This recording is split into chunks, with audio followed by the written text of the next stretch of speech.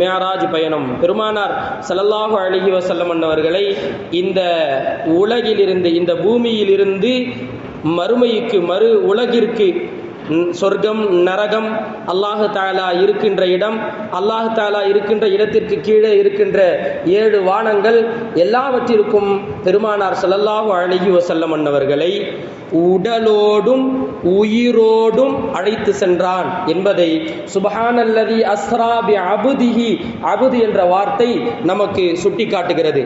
அப்து என்று சொன்னால் அந்த அப்து உயிரோடும் உள்ளத்தோடும், அதாவது ஸல்லல்லாஹு அலைஹி வஸல்லம் இப்படிப்பட்ட ஒரு கருத்து இந்த சமூகத்திலே இருக்கிறது என்பதற்காக விளக்குகிறோம். ஸல்லல்லாஹு அலைஹி வஸல்லம் அவர்கள் உறங்கிக் கொண்டிருந்தார்கள். உறங்கிக் கொண்டிருக்கின்ற நேரத்திலே அவர்களுடைய கனவிலே வந்த செய்திகள் தான் இவை என்றெல்லாம் பேசக்கூடிய நிலை இந்த சமூகத்திலே இருக்கிறது என்பதற்காக இந்த விஷயத்தை குறிப்பாக தெளிவுபடுத்துகிறோம். பெருமானார் ஸல்லல்லாஹு அலைஹி வஸல்லம் அவர்களை உடலோடும் அந்த ரூஹினோடும் சேர்ந்து வல்ல ரப்புல் ஆலமீன் மறு உலகத்திற்கு கொண்டு சென்றான் என்ற இந்த செய்தி இருக்கிறதே மிக தெள்ள தெளிவானது, ஆதாரபூர்வமானது, வரலாறிலே மிக முக்கியத்துவம் வாய்ந்த ஒன்றாக நமக்கு இருக்கிறது. இதிலிருந்து நாம் பெறுகின்ற படிப்பினை என்னவென்று நாம் யோசிக்க வேண்டும். அதுபோன்று இங்கே பேசப்படுகின்ற செய்திகள், இந்த செய்திகள் எல்லாம் புதிதாக பேசப்படுகின்ற ஒன்று அல்ல. இது வருடா வருடம் சொல்லப்படுகின்ற, பேசப்படுகின்ற, கேட்கப்படுகின்ற செய்திகள் தான். இருந்துமே இதை எதற்காக திரும்ப திரும்ப சொல்லப்படுகிறது என்று வரும் பொழுது சஹாபாக்கள் ஒரு விஷயத்தை சொல்லுவார்கள், ஒரு செய்தி சொல்லுவாங்க. என்னன்னா, அவர்களினுடைய சிறார்கள் எல்லாம் இருக்கிறார்கள் அல்லவா, சஹாபாக்களினுடைய அந்த சிறார்கள் எல்லாம் இருக்கும் பொழுது அவர்களிடத்தில் பெருமானார் ஸல்லல்லாஹு அலைஹி வஸல்லம் அவர்களுடைய வரலாறை பற்றி சும்மாவே பேசுவாங்களாம். சும்மா சாதாரணமாக அமர்ந்திருக்கின்ற நேரத்தில், ஸல்லல்லாஹு அலைஹி வஸல்லம் இப்படிலாம் செய்ய மாட்டாங்கடா தம்பி, நீ என்ன இப்படிலாம் செஞ்சுக்கிட்டு இருக்கிற என்று ஒரு சின்ன உதாரணமாக இருந்தாலுமே கூட அதிலே ஸல்லல்லாஹு அலைஹி வஸல்லம் அவர்களுடைய உதாரணத்தை வைத்து சஹாபா பெருமக்கள் பேசுகின்ற ஒரு நிலை இருக்கிறது. ஃபர்ஸ்ட் ஸல்லல்லாஹு அலைஹி வஸல்லம் அவர்களுடைய வரலாறை நம்முடைய அடுத்த சமுதாயத்துக்கு கொண்டு போகணும், ஒன்று. ரெண்டாவது, ஸல்லல்லாஹு அலைஹி வஸல்லம் அவர்களுடைய காலத்திலே நடந்த போர்களை பற்றி நம்முடைய அடுத்த சமுதாயத்திற்கு எடுத்து கொண்டு போய் சேர்க்க வேண்டிய கடமை இப்பொழுது இருக்கின்ற இந்த சமுதாயத்திடத்திலே, இந்த ஜெனரேஷன் இருக்குது என்பதை நாம் சஹாபாக்களினுடைய அந்த காலத்தில் அவர்கள் எப்படி செயல்பட்டு இருக்கிறார்கள் என்று பார்க்கும் பொழுது அதை வைத்து நாம் இப்பொழுது தெளிவுபடுத்துகிறோம். அவங்களுடைய அடுத்த ஜெனரேஷனுக்கு இதெல்லாம் கொடுத்துட்டு போனாங்க. அதனால அதே விஷயத்தை காலம் காலமாக தொடர்ந்து தொண்டு தொட்டு செய்து வருகிறார்கள். இதை நம்ம செஞ்சே ஆகணும், அடுத்த தலைமுறைக்கு கடத்தி போயிட்டே இருக்கணும். யாராவது, அதாவது சில பேர் வருடா வருடம் நடக்கிற அந்த இதுல கலந்து எல்லாத்தையுமே கரைச்சு குடிச்சிருக்கலாம். ஆனா ஒரு சிலருக்கு அதுல ஊர்ஜிதம் இருக்காது. ஒரு சிலருக்கு இப்படிலாம் ஒருவேளை நடந்திருக்கலாமோ என்ற அடிப்படையில் சில சந்தேகங்கள் இருக்கும் அல்லவா. ஸல்லல்லாஹு அலைஹி வஸல்லம் அவருடைய வார்த்தையே இருக்கிறது. இதை நம்பும் பொழுது ஈமான் வலுப்படுகிறது, ஈமான் ஊர்ஜிதமாகிறது. முதல்ல சொல்ல போனா அல்லாஹு தஆலா ஈமான் சஹாபாக்களுக்கு கொடுத்ததுக்கு பின்னாடி தான் இஸ்லாம் அல்லாஹ் கொடுத்தான். இந்த மிஅராஜின் மூலமாகத்தான் இஸ்லாம் அப்படின்றது வந்தது. என்னங்க ஈமான் இஸ்லாம்னு பிரிச்சு பேசுறீங்களே அப்படின்னா, ஈமான் என்பது இறைவனையும் ரசூல்மார்களையும் நபிமார்களையும் இந்த மார்க்கத்திலே கடந்த காலத்தில் வந்த அந்த நபிமார்களையும் மலக்குகள் இருக்கிறார்கள், இந்த நன்மை தீமை செய்யறதெல்லாம் பதிவு செய்யப்படுது. இது எல்லாத்தையுமே ஃபர்ஸ்ட் நம்புனாங்கல்ல. ஆமன்து பில்லாஹி வ மலாயிகத்திஹி வ குதுபிஹி வ ருசுலிஹி வல் யௌமில் ஆஸிரி வல் கத்ரி கைரிஹி வ ஷர்ரிஹி மினல்லாஹி தஆலா அப்படின்னு நம்புனாங்கல்ல.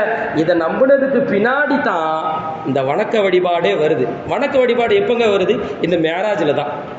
இந்த மிஅராஜ் இரவிலே பெருமானார் ஸல்லல்லாஹு அலைஹி வஸல்லம் அவர்களை அல்லாஹ் தஆலா அழைத்து அவர்களிடத்திலே வணக்க வழிபாடு என்று இருக்கிறது, இதை ஒரு நாளைக்கு 50 தடவை நீங்க செய்யணும் என்று ஃபர்ஸ்ட் கொடுத்தான் அல்லாஹ். அதுக்கு பின்னாடி அதை படிப்படியா குறைச்சி 5 ஆக்கினாங்க. இது இன்ஷா அல்லாஹ் நம்ம கடந்த வருடங்கள்லயே சொல்லிட்டோம், இது எல்லாத்துக்குமே தெரிஞ்ச விஷயம். ஆனா முக்கியமாக அல்லாஹ் தஆலா பெருமானார் ஸல்லல்லாஹு அலைஹி வஸல்லம் அவர்களுக்கு இந்த நிகழ்வை நடத்துவதற்குண்டான நோக்கம் என்னவாக இருக்கும்? எதற்காக அல்லாஹ் தஆலா இதை செய்து காட்டினான்? லினுரியஹு மின் ஆயாத்தினா, அல்லாஹ் தஆலாவினுடைய அந்த அத்தாட்சிகளை வெளிப்படுத்தி காட்ட வேண்டும் என்பது ஃபர்ஸ்ட் கருத்து. ஏன்னா குர்ஆனே அதை சொல்லுது. லினுரியஹு மின் ஆயாத்தினா, தன்னுடைய அத்தாட்சிகளை முஹம்மது ரசூலுல்லாஹ் ஸல்லல்லாஹு அலைஹி வஸல்லம் அவர்களுக்கு வெளிப்படுத்தி காட்ட வேண்டும். அதை அவங்களுக்கு கண்ணில் காட்டி கொடுக்கணும். ஆனால் அதையும் தாண்டி அதுக்கு அடுத்தபடியாக உலமாக்களினுடைய கருத்து ஒன்று இருக்கிறது. என்னவென்றால், ஸல்லல்லாஹு அலைஹி வஸல்லம் அவர்கள் சிறு பிராயத்திலிருந்தே, நம்ம மேராஜுக்குள்ள போகல, ஆனா அதுக்கு முன்னாடி மேராஜ் எதுக்கு நடந்திருக்குது, என்னத்துக்கு ஸல்லல்லாஹு அலைஹி வஸல்லம் அவர்களுக்கு இந்த மேராஜ் என்பதை தொகுக்கிறோம். ஸல்லல்லாஹு அலைஹி வஸல்லம் அவர்களுடைய வாழ்க்கையில் அல்லாஹ் தஆலா இதை கொடுத்தது. ஸல்லல்லாஹு அலைஹி வஸல்லம் அவர்கள் பிறந்ததிலிருந்தே காமிலான நபி, பரிபூர்த்தியானவர்கள், மிகவும் பரிபூர்த்தியானவர்கள். அவங்கள்ட்ட குறை அவங்களுக்கு தெரியல, அவங்கள்ட்ட இல்லை சொல்ல முடியாது. அல்லாஹ்விற்கு அடுத்து பெருமானார் ஸல்லல்லாஹு அலைஹி வஸல்லம் அவர்கள் சகலமும் தெரிந்தவர்கள், மிக மிக காமிலானவர்கள். உதாரணத்தை சொல்ல வேண்டுமானால், ஒரு சின்ன பிள்ளைக்கு ஒரு சின்ன வயதிலேயே எந்த அளவுக்கு மெச்சூரிட்டி இருக்குங்க. ஒரு சின்ன வயதுல பால் குடி பருவத்திலே எந்த அளவிற்கு மெச்சூர்டா இருக்க போறாங்க. ஆனா பெருமானார் ஸல்லல்லாஹு அலைஹி வஸல்லம் அவங்க பால் குடித்தாய் இருக்கிறாங்கல்ல, அவங்கள்ட்ட பால் குடிக்கும் பொழுது அப்போவே ஸல்லல்லாஹு அலைஹி வஸல்லம் அவர்களுக்கு வலப்புறம் தான் பிடிக்கும். ஸல்லல்லாஹு அலைஹி வஸல்லம் அவருடைய ஹதீஸுகளில் இருப்பதும் வலப்புறத்தை பிரியப்படுங்கள். நம்ம கையில் வாட்சி கட்டியிருக்க கூட அதனால தான் கட்டியிருக்கிறோம். இப்போ வலப்புறத்தை பிரியப்படுங்கள், எதுவாக இருந்தாலும் வலதிலே செய்யுங்கள் என்பது ஸல்லல்லாஹு அலைஹி வஸல்லம் அவர்களுக்கு பிடித்தது ஒன்று. எனவே பெருமானார் ஸல்லல்லாஹு அலைஹி வஸல்லம் அவர்கள் பால் அருந்தியதும் கூட ஹலிமத்து சாதியா அம்மா அவங்களுடைய மார்பகத்தில் வலதுபுறத்திலே பால் அருந்தி இருக்கிறார்கள். இது ஒன்று. அடுத்தது என்னன்னா, சில நேரங்களில் வலதுபுறத்தில் பால் இல்லை அப்படின்ற மாதிரி ஹலிமத்து சாதியா அம்மா அவங்க ஃபீல் பண்ணும் பொழுது, ஒருவேளை இல்லையோ அந்த பால் குடித்தாய் ஃபீல் பண்ணும் பொழுது, சரி நம்ம இடத்துல கொடுப்போமே அப்படின்னு கொண்டு போகும் பொழுது ஸல்லல்லாஹு அலைஹி வஸல்லம் அவர்கள் குடித்ததில்லை என்று எழுதுகிறார்கள். ஸல்லல்லாஹு அலைஹி வஸல்லம் அவர்கள் குடித்ததில்லை, அதற்கு காரணத்தையும் எழுதுகிறார்கள். ஸல்லல்லாஹு அலைஹி வஸல்லம் அவர்களுக்கு வலது புறத்தில் இருக்கிறது தான் என்னுடைய ரிஸ்க், எனக்குன்னு உள்ளது அதுதான். அம்மாட்ட பால்குடி அம்மாட்ட வேற இன்னொருத்தவங்களும் பால் குடிச்சாங்க, அதே நேரத்தில் இன்னொருத்தவங்களும் பால் குடிச்சாங்க அப்படின்னும் பொழுது ஸல்லல்லாஹு அலைஹி வஸல்லம் அவர்கள் அது என்னுடைய சகோதரனுக்கு உள்ளது, அதை நான் பருக மாட்டேன் என்பதாகத்தான் ஸல்லல்லாஹு அலைஹி வஸல்லம் அவர்கள் அப்படி செய்திருக்கிறார்கள். பாருங்கள், சிறு வயதிலேயே அந்த குழந்தை பருவத்திலேயே பெருமானார் ஸல்லல்லாஹு அலைஹி வஸல்லம் அவர்கள் எப்படிப்பட்ட எல்லா குணங்களிலும் காமிலான பரிபூர்த்தியான முழுமதி பெற்ற ஒன்றாக ஸல்லல்லாஹு அலைஹி வஸல்லம் அவர்கள் இருக்கிறார்கள் என்பதை நாம் உதாரணமாக எடுத்துக்கொள்ளலாம். அதுபோன்று பெருமானார் ஸல்லல்லாஹு அலைஹி வஸல்லம் அவர்கள் 12 வயது இருக்கும். அந்த 12 வயதுல அவங்களுடைய வளர்ப்பு தகப்பன் அவங்களோட ஸல்லல்லாஹு அலைஹி வஸல்லம் கேட்குறாங்க, ஃபர்ஸ்ட் இந்த மாதிரி நான் உங்களோட வியாபாரத்துக்கு வர்றேன், 12 வயசு, உங்களோட வியாபாரத்துக்கு நான் வர்றேன் அப்படின்னு கேட்குறாங்க. இப்படி கேட்கும் பொழுது அபூ தாலிப் யோசிக்கிறாங்க. அப்புறம் 2-3 தடவை கேட்கும் பொழுது திரும்ப ஸல்லல்லாஹு அலைஹி வஸல்லம் அவர்கள் கேட்டாங்க, அதுக்கு ஒத்துக்கிட்டாங்க. சரி வாமா போலாம் என்று ஒத்துக்கொண்டதற்கு பிறகு அழைத்து செல்லுகிறார்கள். வியாபார கூட்டம் போகுது. போய் ஒரு இடத்துல இருக்கிறாங்க. அவங்கள புஹைரா அப்படின்ற பாதிரியார் பார்க்கிறார். புஹைரா அப்படின்ற பாதிரியார் பார்க்கிறாரு. பார்த்துட்டு வர்றாங்க. அந்த கூட்டத்துக்கு மட்டும் மேகம் கொடை பிடிக்குத, அவங்கள்ட்ட மட்டும் ஏதோ ஒரு வித்தியாசம் தெரியுதே என்று அந்த பாதிரியார் என்னைக்குமே வெளியில பார்த்தது கிடையாது. இந்த பாதிரியார் அந்த கூட்டத்தில் போயிட்டு, உங்களுக்கு நான் விருந்துக்கு அழைப்பு கொடுக்கிறேன், என்னிடத்தில் நீங்கள் விருந்துக்கு வர வேண்டும் என்பதாக அந்த பாதிரியார் பெருமானார் ஸல்லல்லாஹு அலைஹி வஸல்லம் அந்த கூட்டத்தில் பெருமானார் ஸல்லல்லாஹு அலைஹி வஸல்லம் அவர்கள் இருக்கின்ற அந்த கூட்டத்திலே சொல்லுகிறார். அப்படி சொல்லும் பொழுது அந்த கூட்டத்துக்கே சந்தேகம், ஏடா அந்த மனுஷன் வெளியிலேயே நம்ம பார்த்தது கிடையாது, வெளியிலேயே வரமாட்டாரு, ஒரு காலமும் விருந்துக்கும் கூப்பிட்டது கிடையாது, இன்னைக்கு புதுசா விருந்துக்கு கூப்பிடுறாரு என்ன அப்படின்ட்டு சந்தேகம். இருந்தாலும் கொஞ்சம் ஊர்ஜிதப்படுத்திட்டு நல்ல மனுஷன், சரி போவோம் என்ற அடிப்படையில் அந்த கூட்டம் விருந்தை அழைப்பை ஏற்று போறாங்க. விருந்துக்கு போயிட்டு விருந்து அட்டன் பண்றாங்க. அந்த அட்டன் பண்ற நேரத்தில் உங்களிலே எல்லோரும் வந்து விட்டீரா என்று பாதிரியார் கேட்குறாங்க. அப்படி கேட்கும் பொழுது நாங்கள் எல்லாருமே வந்துட்டோன்னு பெரியவங்களை கவனித்து சொல்றாங்க. பெரியவர்கள் எல்லாருமே வந்துட்டோம் என்ற அடிப்படையில் சொல்றாங்க. ஒரு ஆளை பாதுகாப்புக்காக, எங்களுடைய பொருட்களினுடைய பாதுகாப்பிற்காக முஹம்மது ரசூலுல்லாஹ் ஸல்லல்லாஹு அலைஹி வஸல்லம் அவங்கள விட்டுட்டு வந்திருக்கிறோம் என்ற அடிப்படை அந்த விஷயத்தை மறைச்சு பெரியவங்க எல்லாருமே வந்தாச்சு என்பதை சொல்றாங்க, எடுத்து சொல்றாங்க. அப்படி சொல்லும் பொழுது மறுமுறை கேட்கிறார்கள், இல்லை எல்லோரும் வந்த எல்லோருமே வந்து விட்டீரா? ஏன்னா அவங்களுக்கு இக்கு இருக்குது. ஏன்னா கூட்டிட்டு போறாங்கல்ல, இந்த கூட்டம் இவங்கள்ட்ட வந்துச்சுல்ல, வரும் பொழுது அவர்கள் எதை பார்த்தார்களோ அதை இந்த கூட்டத்தில் பார்க்க முடியல. அப்போ ஏதோ ஒன்று இருக்குது, ஏதோ ஒன்று இவங்கள்ட்ட இப்போ இல்லை என்ற அடிப்படையில் பாதிரியார் அவரிடத்தில் கேட்கிறார்கள். கேட்கும் பொழுது சொல்றாங்க, எங்களுடைய பொருளினுடைய பாதுகாப்பிற்காக முஹம்மது அவரை மட்டும் ஸல்லல்லாஹு அலைஹி வஸல்லம் அவர்களை மட்டும் விட்டு விட்டு வந்திருக்கிறோம், அந்த பொருளுக்கு பாதுகாப்பு வேணும் இல்லையான்னு சொன்னப்போ அவங்களையும் கூட்டுவாங்க.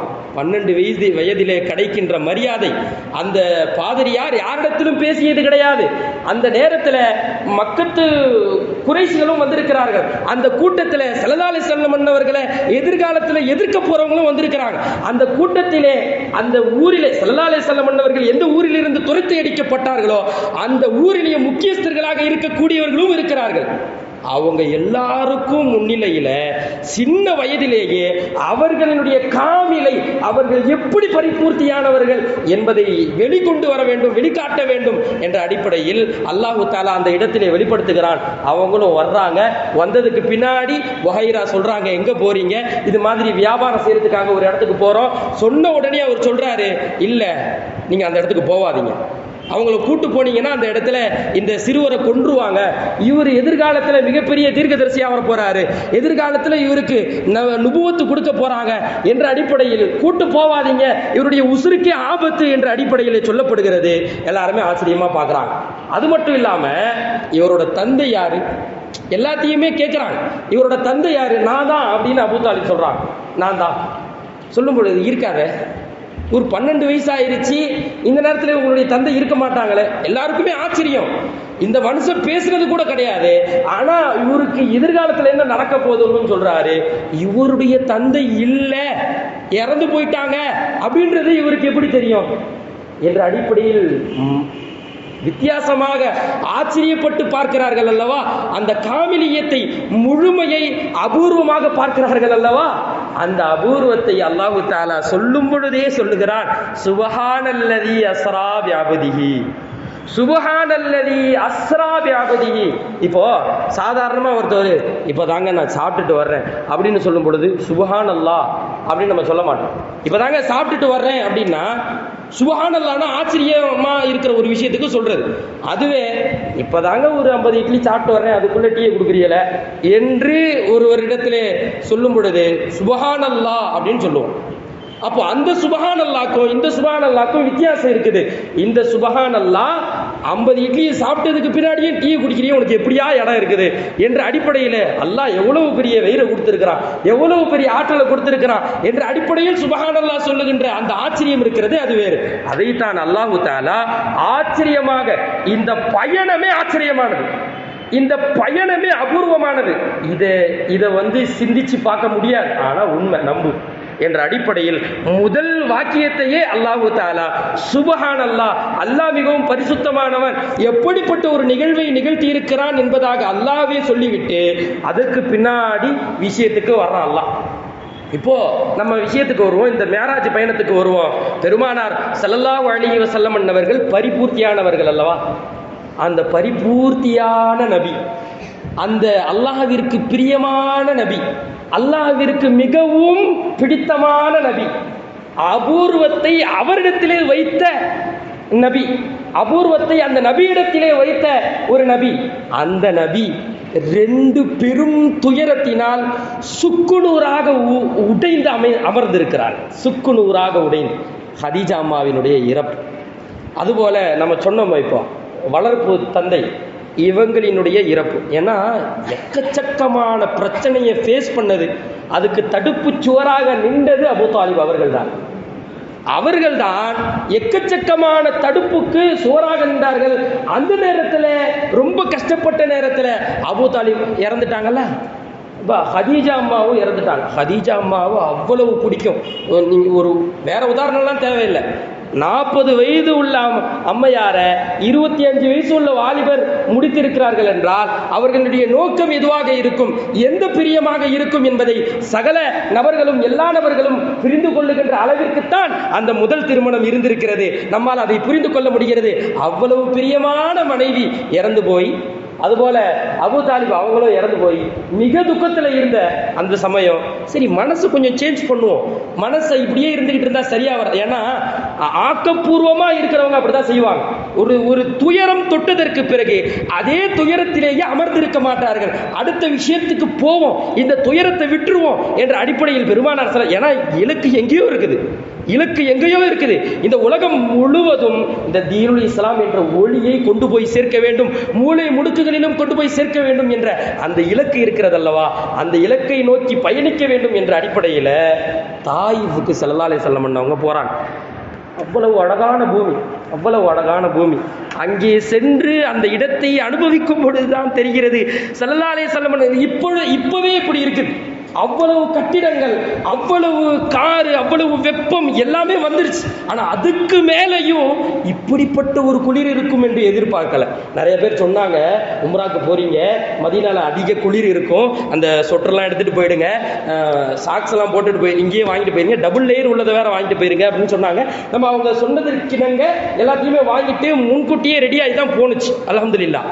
அந்த முன்கூட்டியே ரெடி ஆகி போனோம்ல, சொட்டர் மாட்டிருக்கு, காலில் சாக்ஸ் போட்டிருக்குது, அதை கடந்தும் அல்லாஹு தஆலா தாயிஃபுக்கு உள்ள நுழையிறோம். உள்ள நுழைஞ்சு கொஞ்ச நேரத்தில் அந்த நடுக்கம் கொடுத்துருச்சு, கொஞ்ச நேரத்தில் நடுக்கம் கொடுத்துருச்சு. யோசித்து பார்க்கிறோம், பெருமானார் ஸல்லல்லாஹு அலைஹி வஸல்லம் அவர்கள் அந்த மக்களிடத்திலே ஈமானை எத்தி வைப்பதற்காக செல்லுகிறார்கள். ஏற்கனவே துயரம், ஏற்கனவே கஷ்டம், ரெண்டு பெரிய கஷ்டம் மனசை தொலைச்சிருக்கு. அதையும் தாண்டி பெருமானார் ஸல்லல்லாஹு அலைஹி வஸல்லம் அவர்கள் அந்த தாயிஃபில் நம்முடைய இலக்கு இந்த இஸ்லாத்தை எத்தி வைக்க வேண்டும் என்ற அடிப்படையில் ஸல்லல்லாஹு அலைஹி வஸல்லம் அவர்கள் தாயிஃபுக்கு போறாங்க. தாயிஃபுக்கு போகும் பொழுது அந்த இடத்துல அமர்ந்து இருக்கிறாங்கல்ல சின்ன சின்ன பசங்க, இந்த மாதிரி சின்ன பசங்க கல்லவாரி அடிக்கிறாங்க, சின்ன பசங்க கல்லவாரி அடிக்கிறாங்க, அதில் கல் படுகிறது, அந்த ரத்தம் சொட்டுது. ஸல்லல்லாஹு அலைஹி வஸல்லம் அவர்கள் ரத்தத்தை பிடித்து தன்னுடைய உடம்பிலேயே தடவி கொள்ளுகிறார். அதுவும் கூட என்ன தெரியுமா, இந்த உம்மத்து, இந்த தாயிஃபு மக்கள் இன்னைக்கு செழிப்பா இருக்குது. அதை போய் பார்க்கும் பொழுது மக்காலேருந்து தான் தாயிஃபுக்கு நம்ம போனோம். அந்த மக்காலிருந்து போகும்போது அந்த இடத்தை பார்க்கும் பொழுது செழிப்பா இருக்குது. மக்காவை கவனிச்சு சொல்றோம், ஒரு நல்ல பச்சை பசேர் என்று நல்ல கார்டன்லாம் வச்சு நல்ல அழகா வச்சிருக்கிறாங்க. அப்படி இருக்கின்ற இந்த நகரம் ஸல்லல்லாஹு அலைஹி வஸல்லம் அவர்களுடைய அந்த உதிரம் ரத்தம் பட்டிருந்தால், அந்த ரத்தம் பட்டிருந்தால் அந்த இடத்திலே ஒரு புற்பூண்டு முளைத்திருக்காது, ஒரு புற்பூண்டு முளைத்திருக்காது. அதற்காகத்தான் ஸல்லல்லாஹு அலைஹி வஸல்லம் அவர்கள் இவர்கள் என்னை காயப்படுத்துகிறார்கள், ஆனால் இவர்களுடைய அடுத்து வருகின்ற அந்த கூட்டம் இஸ்லாத்தை தழுவும் என்று ஸல்லல்லாஹு அலைஹி வஸல்லம் அவர்கள் வார்த்தை சொன்னார்களே, அங்கே சென்று பார்க்க முடிகிறது. அதான் சொன்னா உடனே இருக்கிற இடத்திலேயே அப்படியே போட்டு தொழுகிறாங்க. இந்த ரெண்டு பேரும் வெளியில ஒரு காய்கறி வாங்க போனோம், கடை திறந்து இருக்குது, அசருக்கு பாங்க சொல்றாங்க, அங்க பள்ளியில பாங்க சொல்றாங்க. அவங்க கடை இருக்கிறனால விட்டுட்டு போக முடியல, ஏன்னா ரெண்டு ஆள் இல்லை, ஒரு ஆள் தான் இருக்கு, பக்கத்து கடைக்காரரு இவரு. ஏன்னா கொஞ்சம் தூரம் போயிட்டு வரணும், ஆனா எக்கச்சக்கமான பஸ் அந்த இடத்துல நிக்குது, விசிட்டர்ஸ் வந்திருக்கிறாங்க. அப்படி வந்திருக்கிறனால அப்படியே கிப்லாவை நோக்கிய நிலையில வெளியில முசல்லா போட்டு அந்த இடத்திலேயே தொழுகிறார்கள். ஸல்லல்லாஹு அலைஹி வஸல்லம் அவர்கள் அன்னைக்கு நினைத்திருந்தால் போய் தொலைகிறாங்க, இவ்வளவு கஷ்டப்படுத்துறாங்களே, ஏற்கனவே கஷ்டத்தோடு நான் இங்க வர்றேன், என்ன சின்ன பசங்களை வச்சு கல்லை விட்டு அடிக்கிறாங்களே என்று ஸல்லல்லாஹு அலைஹி வஸல்லம் அவர்கள் துளி அளவு நினைத்திருந்தாலும் கூட இன்னைக்கு அந்த இடத்துல முசல்லாவை போட்டு தொழுகிற இரண்டு நபர்கள் இருந்திருக்க மாட்டார்களே. ஆனால் ஸல்லல்லாஹு அலைஹி வஸல்லம் அவர்கள் அதை யோசித்து பின்னே வருகின்ற கூட்டம் இஸ்லாத்திற்கு வந்துரும், அவங்களுக்காக நம்ம இந்த நேரத்தில் விட்டுருவோம் என்ற அடிப்படையில் ஸல்லல்லாஹு அலைஹி வஸல்லம் அவர்கள் விட்டார்கள். விட்டுட்ட பின்னாடியும் ரொம்ப கஷ்டம், ஏன்னா ரெண்டு கஷ்டம். இப்போ மூணாவதா சின்ன பசங்களாம் அடிச்சு துரத்துறாங்களேன்ற கஷ்டம். ஸல்லல்லாஹு அலைஹி வஸல்லம் அவங்க நில குலைஞ்சு போய் நிற்கிறாங்க.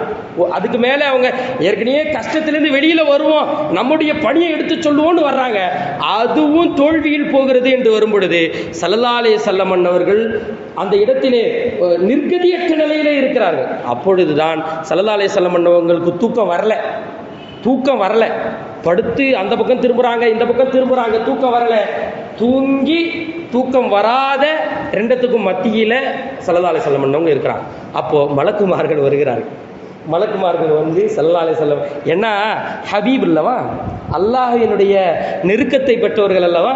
மூசா அலைஹிஸ்ஸலாம், ஈசா அலைஹிஸ்ஸலாம் எந்த நபியாக இருந்தாலுமே பார்ப்பதற்கு அனுமதிக்காத ரப்புல் ஆலமீன் இந்த உலகத்திலே வைத்து பார்ப்பதற்கு அனுமதி கேட்ட பொழுதும் கூட செருப்பை கழட்டி விட்டுட்டு என்னுடைய தஜல்லியை வந்து பாருன்னு சொன்ன இறைவன் அல்லாஹ் தாலா உங்களுடைய செருப்போடைய பக்கத்துல வாங்கன்னு அங்க வச்சு சொன்னான். அல்லாஹ் தாலாவினுடைய அரிசுக்கு அருகில நீங்க போட்டிருக்கிற அந்த நிழலைனோட அந்த நிழலைனோட வாங்க, அந்த செருப்போட வாங்கன்னு சொன்னாங்கன்னா அல்லாஹ் தாலா பெருமானா ஸல்லல்லாஹு அலைஹி வஸல்லம் அவர்களை எவ்வளவு நேசித்திருப்பான். அந்த நேசம் இவங்களை மலக்குமார்களை விட்டு சரி பண்ணக்கூடாது. இந்த கஷ்டத்தை மலக்குமார்களை விட்டு சரி பண்ணக்கூடாது. என்கிட்ட வாங்க, என் பக்கத்துல வாங்க, என்ன பாருங்க, என்னை பார்த்து உங்களுடைய அந்த கஷ்டங்கள் நீங்க வேண்டும் என்று ஸல்லல்லாஹு அலைஹி வஸல்லம் அவர்களை அனுப்பி வைக்கிறான். மலக்குமார்களை அனுப்பி வைக்கிறான் அல்லாஹ் தஆலா. வந்து அந்த ரெண்டுத்துக்கும் மத்தியில் இருக்கிற தூக்கத்துக்கும் விழிப்புக்கும் மத்தியில் இருக்கிற ஸல்லல்லாஹு அலைஹி வஸல்லம் அவங்களை எழுப்பி அறத்துக்கும் இல்லையா எழுப்பி கொண்டு போய் மக்காவினுடைய அந்த ஹதீம் தொழுவுறதுக்குலாம் இடம் விடுவாங்க. அல்ஹம்துலில்லாஹ் தொழுவுறதுக்கு இடம் கிடச்சிச்சு. அங்கே இதெல்லாம் நினச்சி பார்த்தோம். அங்கே அமர்ந்து ஸல்லல்லாஹு அலைஹி வஸல்லம் பண்ணவங்க இங்கே தானே படுத்திருந்தாங்க, கொஞ்ச நேரம் சிறு தூக்கம் தூங்கினார்கள் என்றெல்லாம் வரலாறிலே வருகிறதே என்று தொழுது விட்டு அந்த இடத்தில் அமர்ந்து அதையெல்லாம் சிந்தித்து பார்த்தோம். ஸல்லல்லாஹு அலைஹி வஸல்லம் பண்ணவங்களை ஹதீமில் கொண்டு போய் வச்சிருக்காங்க. அந்த மக்காவை ஒட்டி அப்படி ஒரு வளையம் இருக்கும். அந்த இடத்துல ஸல்லல்லாஹு அலைஹி வஸல்லம் பண்ணவங்களை கொண்டு போய் வைக்கிறாங்க. ஒரு சிறு தூக்கம் தூங்குகிறாங்க. அந்த சிறு தூக்கம் தூங்கிய நிலையில அதுக்கப்புறம் பெருமானா ஸல்லல்லாஹு அலைஹி வஸல்லம் அவங்களை திரும்பியும் தூக்குறாங்க. தூக்கிட்டு போயிட்டு ஜிப்ரீல் அலைஹிஸ்ஸலாம் கூட இன்னும் 2-3-4 மலக்குமார்களும் வருகிறார்கள். ஜம்சம் கிணறுக்கு பக்கத்துல கொண்டு போய் வச்சு ஸல்லல்லாஹு அலைஹி வஸல்லம் அவங்களுடைய ஹார்ட்டை பிளந்து சர்ஜரி செய்கிறாங்க. இதுவெல்லாம் தெரிந்த விஷயம்தான். ஸல்லல்லாஹு அலைஹி வஸல்லம் அவங்களுடைய ஹார்ட்டை அதை எடுத்து ஜம்சம் நீரால் கழுகுகிறார்கள். ஏன்னா பார்க்க போறதெல்லாம் சாதாரண காட்சி கிடையாது. பார்க்க போறதெல்லாம் சாதாரண காட்சி கிடையாது. கொஞ்சம் நினைச்சு பாருங்களேன், கஷ்டப்பட்டு கொண்டிருக்கின்ற அந்த உள்ளம் தான் இந்த கஷ்டம் நிலை உங்களுக்கு நீடிக்காது, எதிர்காலத்தில் நீங்கள் எப்படிப்பட்ட சாம்ராஜ்யத்தை ஆளப் போகிறீர்கள் என்பதையெல்லாம் அல்லாஹ் தஆலா காட்டப் போகிறான். கொஞ்சம் நம்முடைய நிகழ்காலத்துக்கு வாங்கல. நம்முடைய காலம் கஷ்டம் தொட்ட காலமாக இருக்கும் பொழுது அல்லாஹ் தஆலா நம்மை அழைத்து சென்று நம்முடைய எதிர்காலம் எப்படி இருக்க போகிறது, நீ எவ்வளவு பெரிய வெற்றியை பார்க்க போகிறாய், எவ்வளவு பெரிய உயரத்திற்கு அல்லாஹ் தஆலா சொல்றான்ல, அவங்களுடைய திக்ர அவங்கள பத்தி பேசுறத உரை உயர்த்திக்கிட்டே இருக்கிறான்னு சொல்றான்ல அல்லாஹ் தஆலா. அதுபோல நம்முடைய படித்தரங்கள் எதிர்காலத்தில் இப்படி எல்லாம் உயர்த்தப்படும் போது அதை நினைச்சே இங்க சந்தோஷம் ஆயிடுவாங்க. அந்த கஷ்டம்லாம் பறந்துடும். இப்ப லைவ்ல இருக்கிற கஷ்டம்லாம் அந்த வரப்போற அந்த சந்தோஷத்தை நினைத்தே பறந்துவிடும். உதாரணத்துக்கு சொல்லணும்னா தாய்மார்களுடைய அந்த பிரசவ நிலை இருக்கிறது அல்லவா, அதை கூட அந்த தாய்மார்கள் எப்படி அனுசரிக்கிறார்கள் அவங்கள்ட்ட கேட்கும் பொழுது இல்லை எல்லாம் பயம்தான், அவங்கள வயிற்றுல வச்சிருக்கும் போதும் பயம்தான், அவங்க அங்கே இங்கேன்னு அசையும் போதும் பயம்தான், எல்லா நேரத்துலையும் பயம்தான், திரும்பி படுக்கும் பொழுதும் பயம்தான். கேள்விப்படுறோம், திரும்பி படுக்கும் பொழுது ஒரு 5 மாசம்லாம் கடந்ததுக்கு பின்னாடி திரும்பி படுக்கும் பொழுது எப்படி படுக்கிறாங்களாம், எந்திரிச்சு உட்காந்து 7 மாசமா நான் தெரியல, நம்ம அனுபவம் இல்லை, 7 மாசத்துக்கு அப்புறம் எப்படி உட்காராங்கன்னா எந்திரிச்சு உட்காந்துட்டு தான் இந்த பக்கம் படுக்கணுமா. இப்போ படுத்த நிலையிலேயே நம்ம ரைட் அண்ட் லெஃப்ட் திரும்பி படுத்துருவோம். அவங்க எப்படி படுக்கிறாங்களாமா, படுத்திருக்கிறவங்க எந்திரிச்சு லெஃப்ட் படுக்கணும்னா இப்படி இடது பக்கம் படுக்கிறாங்களாமா. அப்போ இந்த சின்ன விஷயத்திற்கே இவ்வளவு நுணுக்கங்கள் இருக்கும் பொழுது அந்த கஷ்டத்தை பின்னாடி அவ்வளோ பெரிய கஷ்டம் வரப்போகுது. ஆனால் குழந்தைன்னு நினைச்சே அந்த சந்தோஷத்தை வந்ததற்கு பின்னாடி அதை நம்ம ஹாஃபிஸா ஆக்கலாமே, ஆலிம் ஆக்கலாமே, நம்ம என்னென்ன டிகிரி எல்லாம் நினைக்கிறோமோ அதை ஆக்கலாமே, காரி ஆக்கலாமே என்று சந்தோஷப்பட்டு அந்த சந்தோஷத்தில் இந்த கஷ்டமெல்லாம் மறந்து போகுது. அதைத்தான் அல்லாஹ் தஆலா அந்த காமிலான நபிக்கு இதெல்லாம் தெரியல, இதெல்லாம் குறையா இருக்குது, வேணாம், இதெல்லாம் தெரியல, சின்ன வயசுல இருந்தே காமிலான நபி, அந்த பரிபூர்த்தியான நபிக்கு இதுவெல்லாம் தெரியல என்ற குறை வேணா, அவங்க இதுலயும் பரிபூர்த்தியா இருக்கணும் என்று அல்லாஹ் தஆலா அவர்களை அழைத்து செல்லுகிறான். ஜம்சம் நீர்னால கழுவுனதுக்கு பின்னால ஜிப்ரீல் அலைஹிஸ்ஸலாத்து வஸ்ஸலாம் அவங்க புராக் வாகனத்துல ஏறுறதுக்காக சொல்றாங்க. இந்த பயணம் 2 விதமா பிரிக்கப்படுது. ஒன்று இஸ்ரா, ஒன்று இஸ்ரா, அதாவது மக்காலிருந்து பைத்துல் முகத்தஸுக்கு போகிறது வந்து இஸ்ரா பயணம் என்று சொல்லப்படுது. இது தரை வழி பயணம். இந்த புராக்கினுடைய வேகம் என்னவென்று சொன்னால், இப்போ என்னுடைய கண்ணு எதிர்க்க இருக்கிற அந்த செவுரில் பார்க்குது அப்படின்னா, பார்த்த மாத்திரத்தில் அந்த ஓரத்தில் போய் நிற்க முடியும் புராக்கினால. இதுபோல இந்த கண் பார்வை அதற்கு எவ்வளவு தூரத்தில் எட்டுகிறதோ அவ்வளவு தூரத்திற்கு அதனுடைய வேகம் இருக்கும். செகண்ட்ல அந்த பார்க்குற இடத்துல போயிட்டு நிற்கும் என்பதுதான் அதனுடைய வேகம் என்று குறிப்பிடுகிறார்கள். அந்த புராக் வாகனத்தில் பெருமானார் ஸல்லல்லாஹு அலைஹி வஸல்லம் அவர்களை அமர சொல்லுகிறார்கள் ஜிப்ரீல் அலைஹிஸ்ஸலாத்து வஸலாம் அவர்கள். சொன்னதற்கு பிறகு உட்கார்ந்த உடனே அப்படி குதிக்குது புராக் குதிக்குது. இப்போ ஜிப்ரீல் அலைஹிஸ்ஸலாத்து வஸலாம் அவர்கள், புராக்கே, உன் மீது இருப்பது யார் தெரியுமா? யார் அமர்ந்திருக்கிறார் தெரியுமா? என்ன அசைகிற, என்ன குதிக்கிற, அவருக்கு சிரமமா இருக்காதா என்று ஜிப்ரீல் அலைஹிஸ்ஸலாத்து வஸலாம் அவர்கள் புராக்கிட்ட சொன்னதுக்கு பின்னாடி கூனி குறுகி போய் வேர்வை வேற்ற நிலையிலே புராக் நின்றது என்பதாக பதிவு செய்கிறார்கள். இது நடந்ததற்கு பிறகு பெருமானார் ஸல்லல்லாஹு அலைஹி வஸல்லம் அவர்களை ஒரு ஈச்ச மரமெல்லாம், இதுதான் ஃபர்ஸ்ட் அந்த கஷ்டத்தெல்லாம் போக்குற நிகழ்வுலேயே ஃபர்ஸ்ட் நிகழ்வு இதுதான். எவ்வளோ கஷ்டத்தோட இருக்கிறாங்கன்றதை நம்ம முன்னாடி சொல்லிட்டோம். அந்த கஷ்டத்தெல்லாம் போக்குற நிகழ்வுல ஃபர்ஸ்ட் நிகழ்வு இதுதான். பெருமானார் ஸல்லல்லாஹு அலைஹி வஸல்லம் அவங்களை புராக்கில் அமர வச்சு கூட்டிட்டு போய்கிட்டு இருக்கிறாங்க ஜிப்ரீல் அலைஹிஸ்ஸலாத்து வஸலாம். இப்போ ஈச்ச மரங்கள் எல்லாம் நிறைந்த பூமி அந்த இடத்துல வருது. ஈச்ச மரங்கள் எல்லாம் நிறைந்த பூமி வரும் பொழுது ஸல்லல்லாஹு அலைஹி வஸல்லம் அவர்கள் இன்னும் மதீனாக்கு போல, மக்கால தான் இருக்கிறாங்க. இப்போ போயிட்டு இருக்கும்போது பேரிச்சம்பழ மரம் இதெல்லாம் இருக்கிற இடம் வரும் பொழுது, இதுதான் யஸ்ரிப், இந்த இடத்துக்கு தான் நீங்க வர போறீங்க. ஸல்லல்லாஹு அலைஹி வஸல்லம் அவர்கள் வர்றதுக்கு முன்னாடி மதீனாவிற்கு பெயர் யஸ்ரிபாகத்தான் இருந்தது. எனவே ஜிப்ரீல் அலைஹிஸ்ஸலாத்து வஸலாம் அவர்கள் சொல்லுகிறார்கள், இதுதான் யஸ்ரிப், இந்த இடத்துக்கு தான் நீங்க வர போறீங்க என்று அங்கே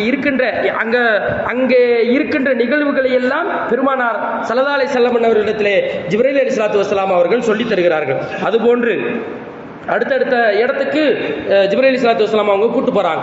ஒவ்வொரு இடத்துலையுமே ஸல்லல்லாஹு அலைஹி வஸல்லம் அவர்கள் 2 ரக்காத் தொழுதிருக்கிறாங்க. இந்த சுன்னத்தான வழிமுறையை தான் மக்கா மதீனாவுக்கு கூட்டு போகும்போதும் கூட அங்க எங்கெல்லாம் காட்டுறாங்களோ அந்த இடத்துலலாம் 2 ரக்காத் தொழுதுருங்க அப்படின்னு சொல்றாங்க.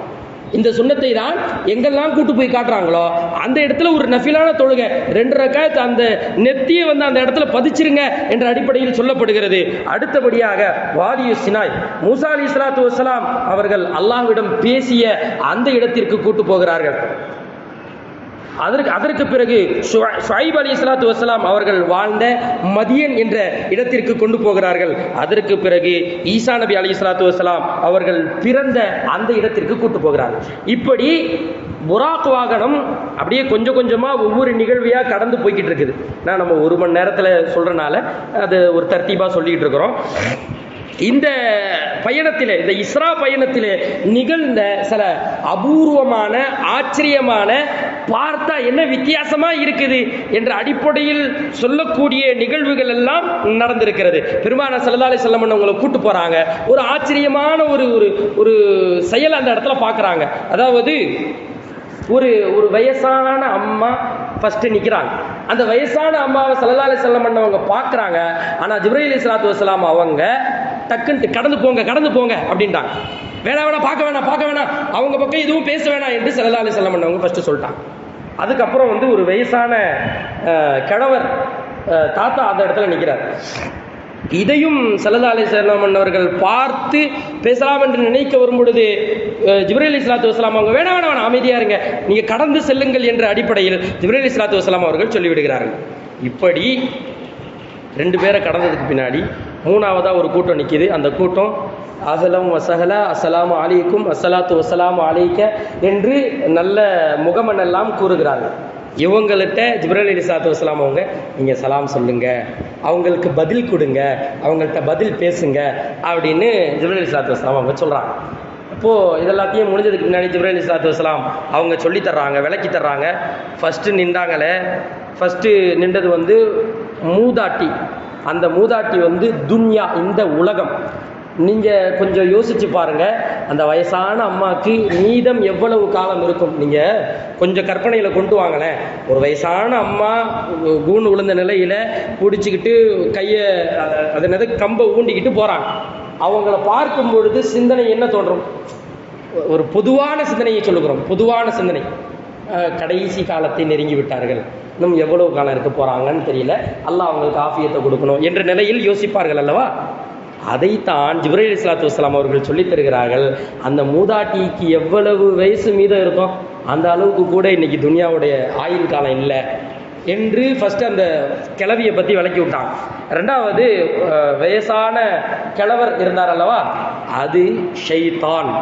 ஷைத்தான் அவன் பக்கம் கவனத்தை திருப்புறத்துக்காக உங்களுடைய மனதிலே இரக்கம் இருக்கிறது என்பதை விளங்கி வைத்த அவன் அதை வைத்தே உங்களை திசை திருப்பி உங்களுடைய கவனத்தை ஈர்த்து அதன் மூலமாக அவர்களை, அதாவது இதிலிருந்து என்னத்தை சொல்லி தர்றதுக்கு வர்றாங்கன்னா, இந்த துன்யாவும் இந்த ஷைத்தானும் இப்படித்தான் இந்த சமூகத்தையும் கெடுக்க வருவார்கள், இந்த சமூகத்தையும் கெடுக்க போவது இப்படித்தான், எனவே தெளிவா இருந்துக்கங்க என்ற அடிப்படையில் தான் இந்நுரியவும் இந்நாயாத்தினான்னு கூட்டு போயிட்டு அத்தாட்சி எல்லாத்தையும் காட்டிட்டான். அது யாருக்காக?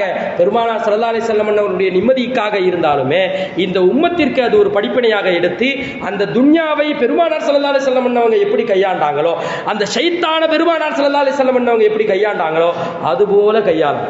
மூணாவதா இருந்த அவர்கள் எல்லாம் நபிமார்கள், மலக்குமார்கள். இப்ராஹிம் அலைஹிஸ்ஸலாத்து வஸ்ஸலாம் அவங்க முதற்கொண்டு இருந்தாங்க. அப்போ அவங்களெல்லாம் சலாம் சொன்னனால அவங்களுக்கு பதில் சொல்லுங்க, நல்லவங்களை பார்த்தா அவங்கள்ட்ட பேசுங்க, அவங்கள்ட்ட துவாவை வாங்குங்க, அவங்களுக்கு நீங்க முகமன் கூடுங்க, அவங்க உங்களுக்கு முகமன் கூறட்டும் என்ற அடிப்படையில் ஜிப்ரீல் அலைஹிஸ்ஸலாத்து வஸ்ஸலாம் அவர்கள் சொல்லித் தருகிறார்கள். அதுபோன்று அடுத்த நிகழ்வு ஒன்று நடக்குது. அந்த நிகழ்வை பார்க்குறாங்க பெருமானார் ஸல்லல்லாஹு அலைஹி வஸல்லம் பண்ணவங்க.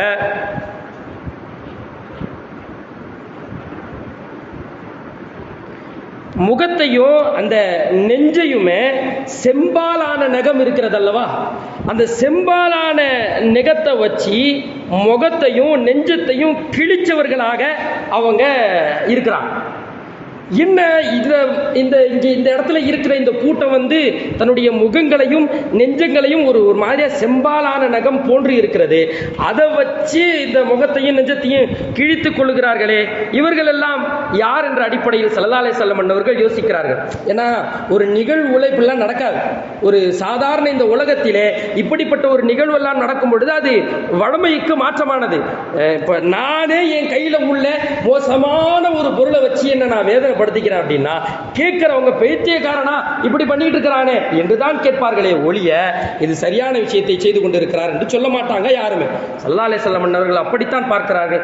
என்ன ஆயிற்று இவர்களுக்கு இப்படி செய்து கொண்டிருக்கிறார்கள் என்று யோசிக்கும் பொழுது ஜிப்ரீல் அலைஹிஸ்ஸலாத்து வஸ்ஸலாம் அவர்கள் சொல்லித் தருகிறார்கள், இவங்கெல்லாம் மனித கறி சாப்பிட்டவங்க. இந்த இன்னைக்கு மனித கறி ஏராளமான நாடுகளில் சாப்பிடப்படுது.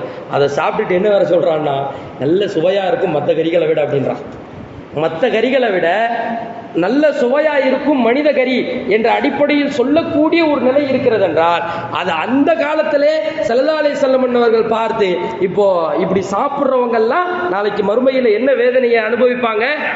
ஏன்னா மனுஷன் இந்த வர்க்கத்தை சேர்ந்தவன், இவனுடைய கூட்டம், அந்த கூட்டத்தையே எப்படா வெட்டி சாப்பிட மனசு வருது. எனவே உன்னை நீயே கேவலப்படுத்திக்க, உன்னை நீயே முட்டாள்தனமா ஆக்கிக்க என்ற அடிப்படையில் அல்லாஹ் தஆலாவினால் கொடுக்கப்படுகின்ற அந்த தண்டனை. அதுபோன்று அடுத்தடுத்த நிகழ்வுகளுக்கு புராக் வாகனத்திலே பெருமானார் ஸல்லல்லாஹு அலைஹி வஸல்லம் அவர்கள் ஜிப்ரீல் அலைஹிஸ்ஸலாத்து வஸ்ஸலாம் அவர்கள் அழைத்து செல்லுகிறார்கள். அப்போ ஆற்றில் ஒரு கூட்டம் நீந்திக்கிட்டு இருக்கிறாங்க, ஒரு நீச்சல் அடிச்சுக்கிட்டு இருக்கிறாங்க.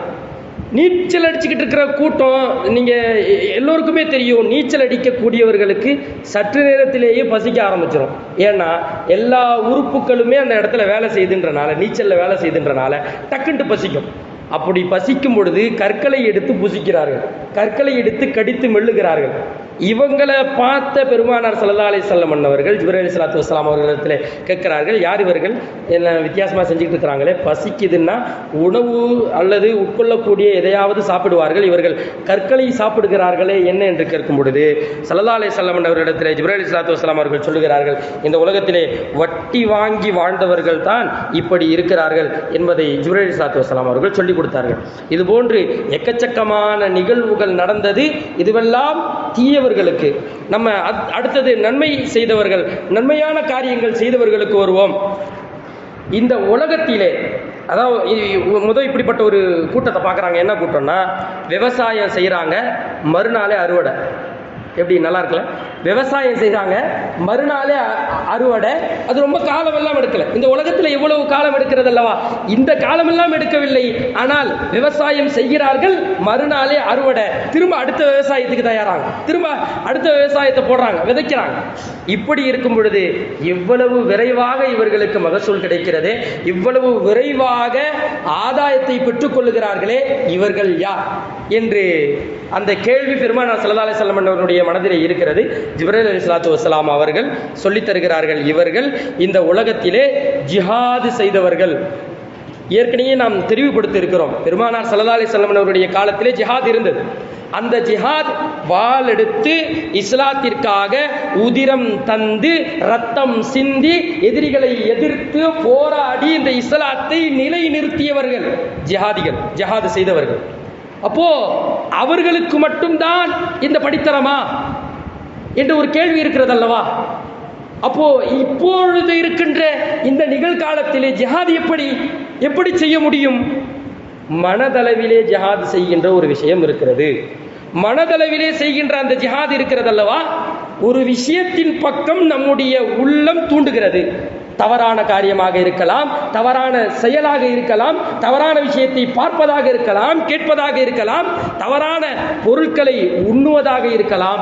இப்படி ஏதாவது ஒரு விஷயத்தின் பக்கம் நம்முடைய உள்ளம் ஆர்வப்பட்டு சொல்லுகிறது, ஆர்வப்பட்டு சொல்லுகிறது. ஏன்னா சின்ன வயசுல இருந்தே சில பேரினுடைய அந்த வளருகின்ற இடம் இருக்கிறது அல்லவா. ஏன்னா ஒரு நிதர்சன உண்மையை சொல்றோம் பாருங்க, சில குடும்பங்கள்ல இந்த மொபைல் தாங்க போட்டு பாழா ஆக்குது பசங்களை, சின்ன பிள்ளைங்களை அப்படின்ற அடிப்படையில் சில பேரண்ட்ஸ் என்ன பண்ணிடுறாங்க அப்படின்னா, குழந்தைங்களுக்கு மொபைல் கொடுக்காம வளர்க்குறாங்க. அது நல்ல எண்ணம் தான், நல்ல எண்ணத்தில் அப்படி வளர்க்குறாங்க. ஆனால் அந்த சின்ன பிள்ளைகளினுடைய அந்த நிலையை கொஞ்சம் யோசிச்சு பார்க்கணும். அவங்க வெளியில் போவாங்க, வெளியில் போயிட்டு தன்னுடைய சக நண்பன் அவன்கிட்ட போய் விளையாடலாம் அப்படின்ட்டு போயிட்டு, டே வாடா விளையாடலாம் அப்படின்னு கேட்கும்போது அவன் கையில் ஒன்று வச்சுட்டு விளாண்டுட்டு உட்காந்துருதான். கையில் ஒன்று வச்சு விளையாண்டு உட்காந்து வாடா விளையாடலாம் அப்படின்னு அவன் கூப்பிடும்போது இவன் அவன்கிட்ட சொல்கிறது, போய் வேற யாராவது விளையாடுறதுக்கு இருக்கான பாரு, அவன் கூட போய் விளையாடுறான் என்று பார்க்கும் பொழுது இவன் அவன் கையை கட்டிக்கிட்டே பார்த்துட்டு இருக்கான். இதுக்கப்புறம் என்ன நிலை வருதுன்னா, இவன் அத்தாட்ட போய் சண்டை போடுறான். வெளியில் யாருமே விளையாடுறதுக்கு இல்லைப்பா, நீ வேற ஒரே ஓயாமல் வெளியில் போய் விளையாடுன்னு சொல்லிக்கிட்டு இருக்கிற, எல்லாமே கையில் வச்சுக்கிட்டு பாரு அங்கே பாரு இங்கே பாரு, டேய் இந்த பக்கம் வேணா சைடில் இருக்கா பின்னாடி நிற்கிறான்டா என்று கத்திக்கொண்டு அந்த விளையாடுகின்ற நிலை. சாதாரணமாக தனியாக உட்காந்து ஒருத்தவன் யாருமே கூட விளையாடுறதுக்கு இல்லை, ஒரு சீசால உட்காந்து அந்த பக்கம் ஒரு கல்லை வச்சுக்கிட்டு நம்மளே தனியாக விளையாடலாம் என்ற விளையாடுற சிந்தனை இருந்தாலுமே கூட, கூட்டமாக உட்காந்துக்கிட்டு குனிஞ்ச நிலையில கத்திக்கொண்டு ஒரு கூட்டம் விளையாண்டு கொண்டு இருக்கும் பொழுது தனியாக எதையாவது நம்ம விளையாடலாம் என்று பார்த்து கொண்டிருக்கின்ற அந்த சிறுவனினுடைய மனோநிலை எப்படி இருக்கும்? அந்த சிறுவனினுடைய மனோநிலை எப்படி இருக்கும்? அந்த இதை எதற்காக சொல்ல வருகிறோம் என்றால், இப்பொழுது இருக்கின்ற இந்த சூழல் இருக்கிறத, இந்த சூழலை தவிர்க்க முடியாத ஒரு சூழல். பசங்களுக்கு வாங்கி கொடுக்க கூடாதுன்னு நினைக்கிறோம், ஆனா அது மன உளைச்சலுக்கு கொண்டு போய் விட்டுறது. காரணம் வாழுகின்ற அந்த சுற்றுச்சூழல். அதனால தான் ஸல்லல்லாஹு அலைஹி வஸல்லம் பண்ணவங்களை மக்காவுல சின்ன பிள்ளையில வாழ வைக்கல. அதனால தான் ஸல்லல்லாஹு அலைஹி வஸல்லம் பண்ணவர்களை மக்காவில் வாழ விடலை. நீங்க வேணா இந்த இடத்துல பால் குடிக்கிறதுக்கு வேற இடத்துக்கு அனுப்புனாங்க. அந்த இடம் கிராமப்புறம், அங்கே மக்கள் பழகக்கூடியவர்கள், நளினமாக பழகக்கூடியவர்கள், அவங்கள்ட்ட வசதி வாய்ப்பெல்லாம் இல்லை. அவங்க யாரும் கடினமான வார்த்தைகளை பயன்படுத்தலை. ஸல்லல்லாஹு அலைஹி வஸல்லம் அவருடைய அந்த வளர்ப்பு இருக்கிறதே, அல்லாஹ் தஆலாவை அவனே கவனித்து கவனித்து ஸல்லல்லாஹு அலைஹி வஸல்லம் அவர்களை வளர்த்தெடுத்தான். அப்படிப்பட்ட நிலையில் ஸல்லல்லாஹு அலைஹி வஸல்லம் அவர்களை அந்த உள்ள அல்லாஹ் தஆலா வளர்த்தெடுத்தான்ல.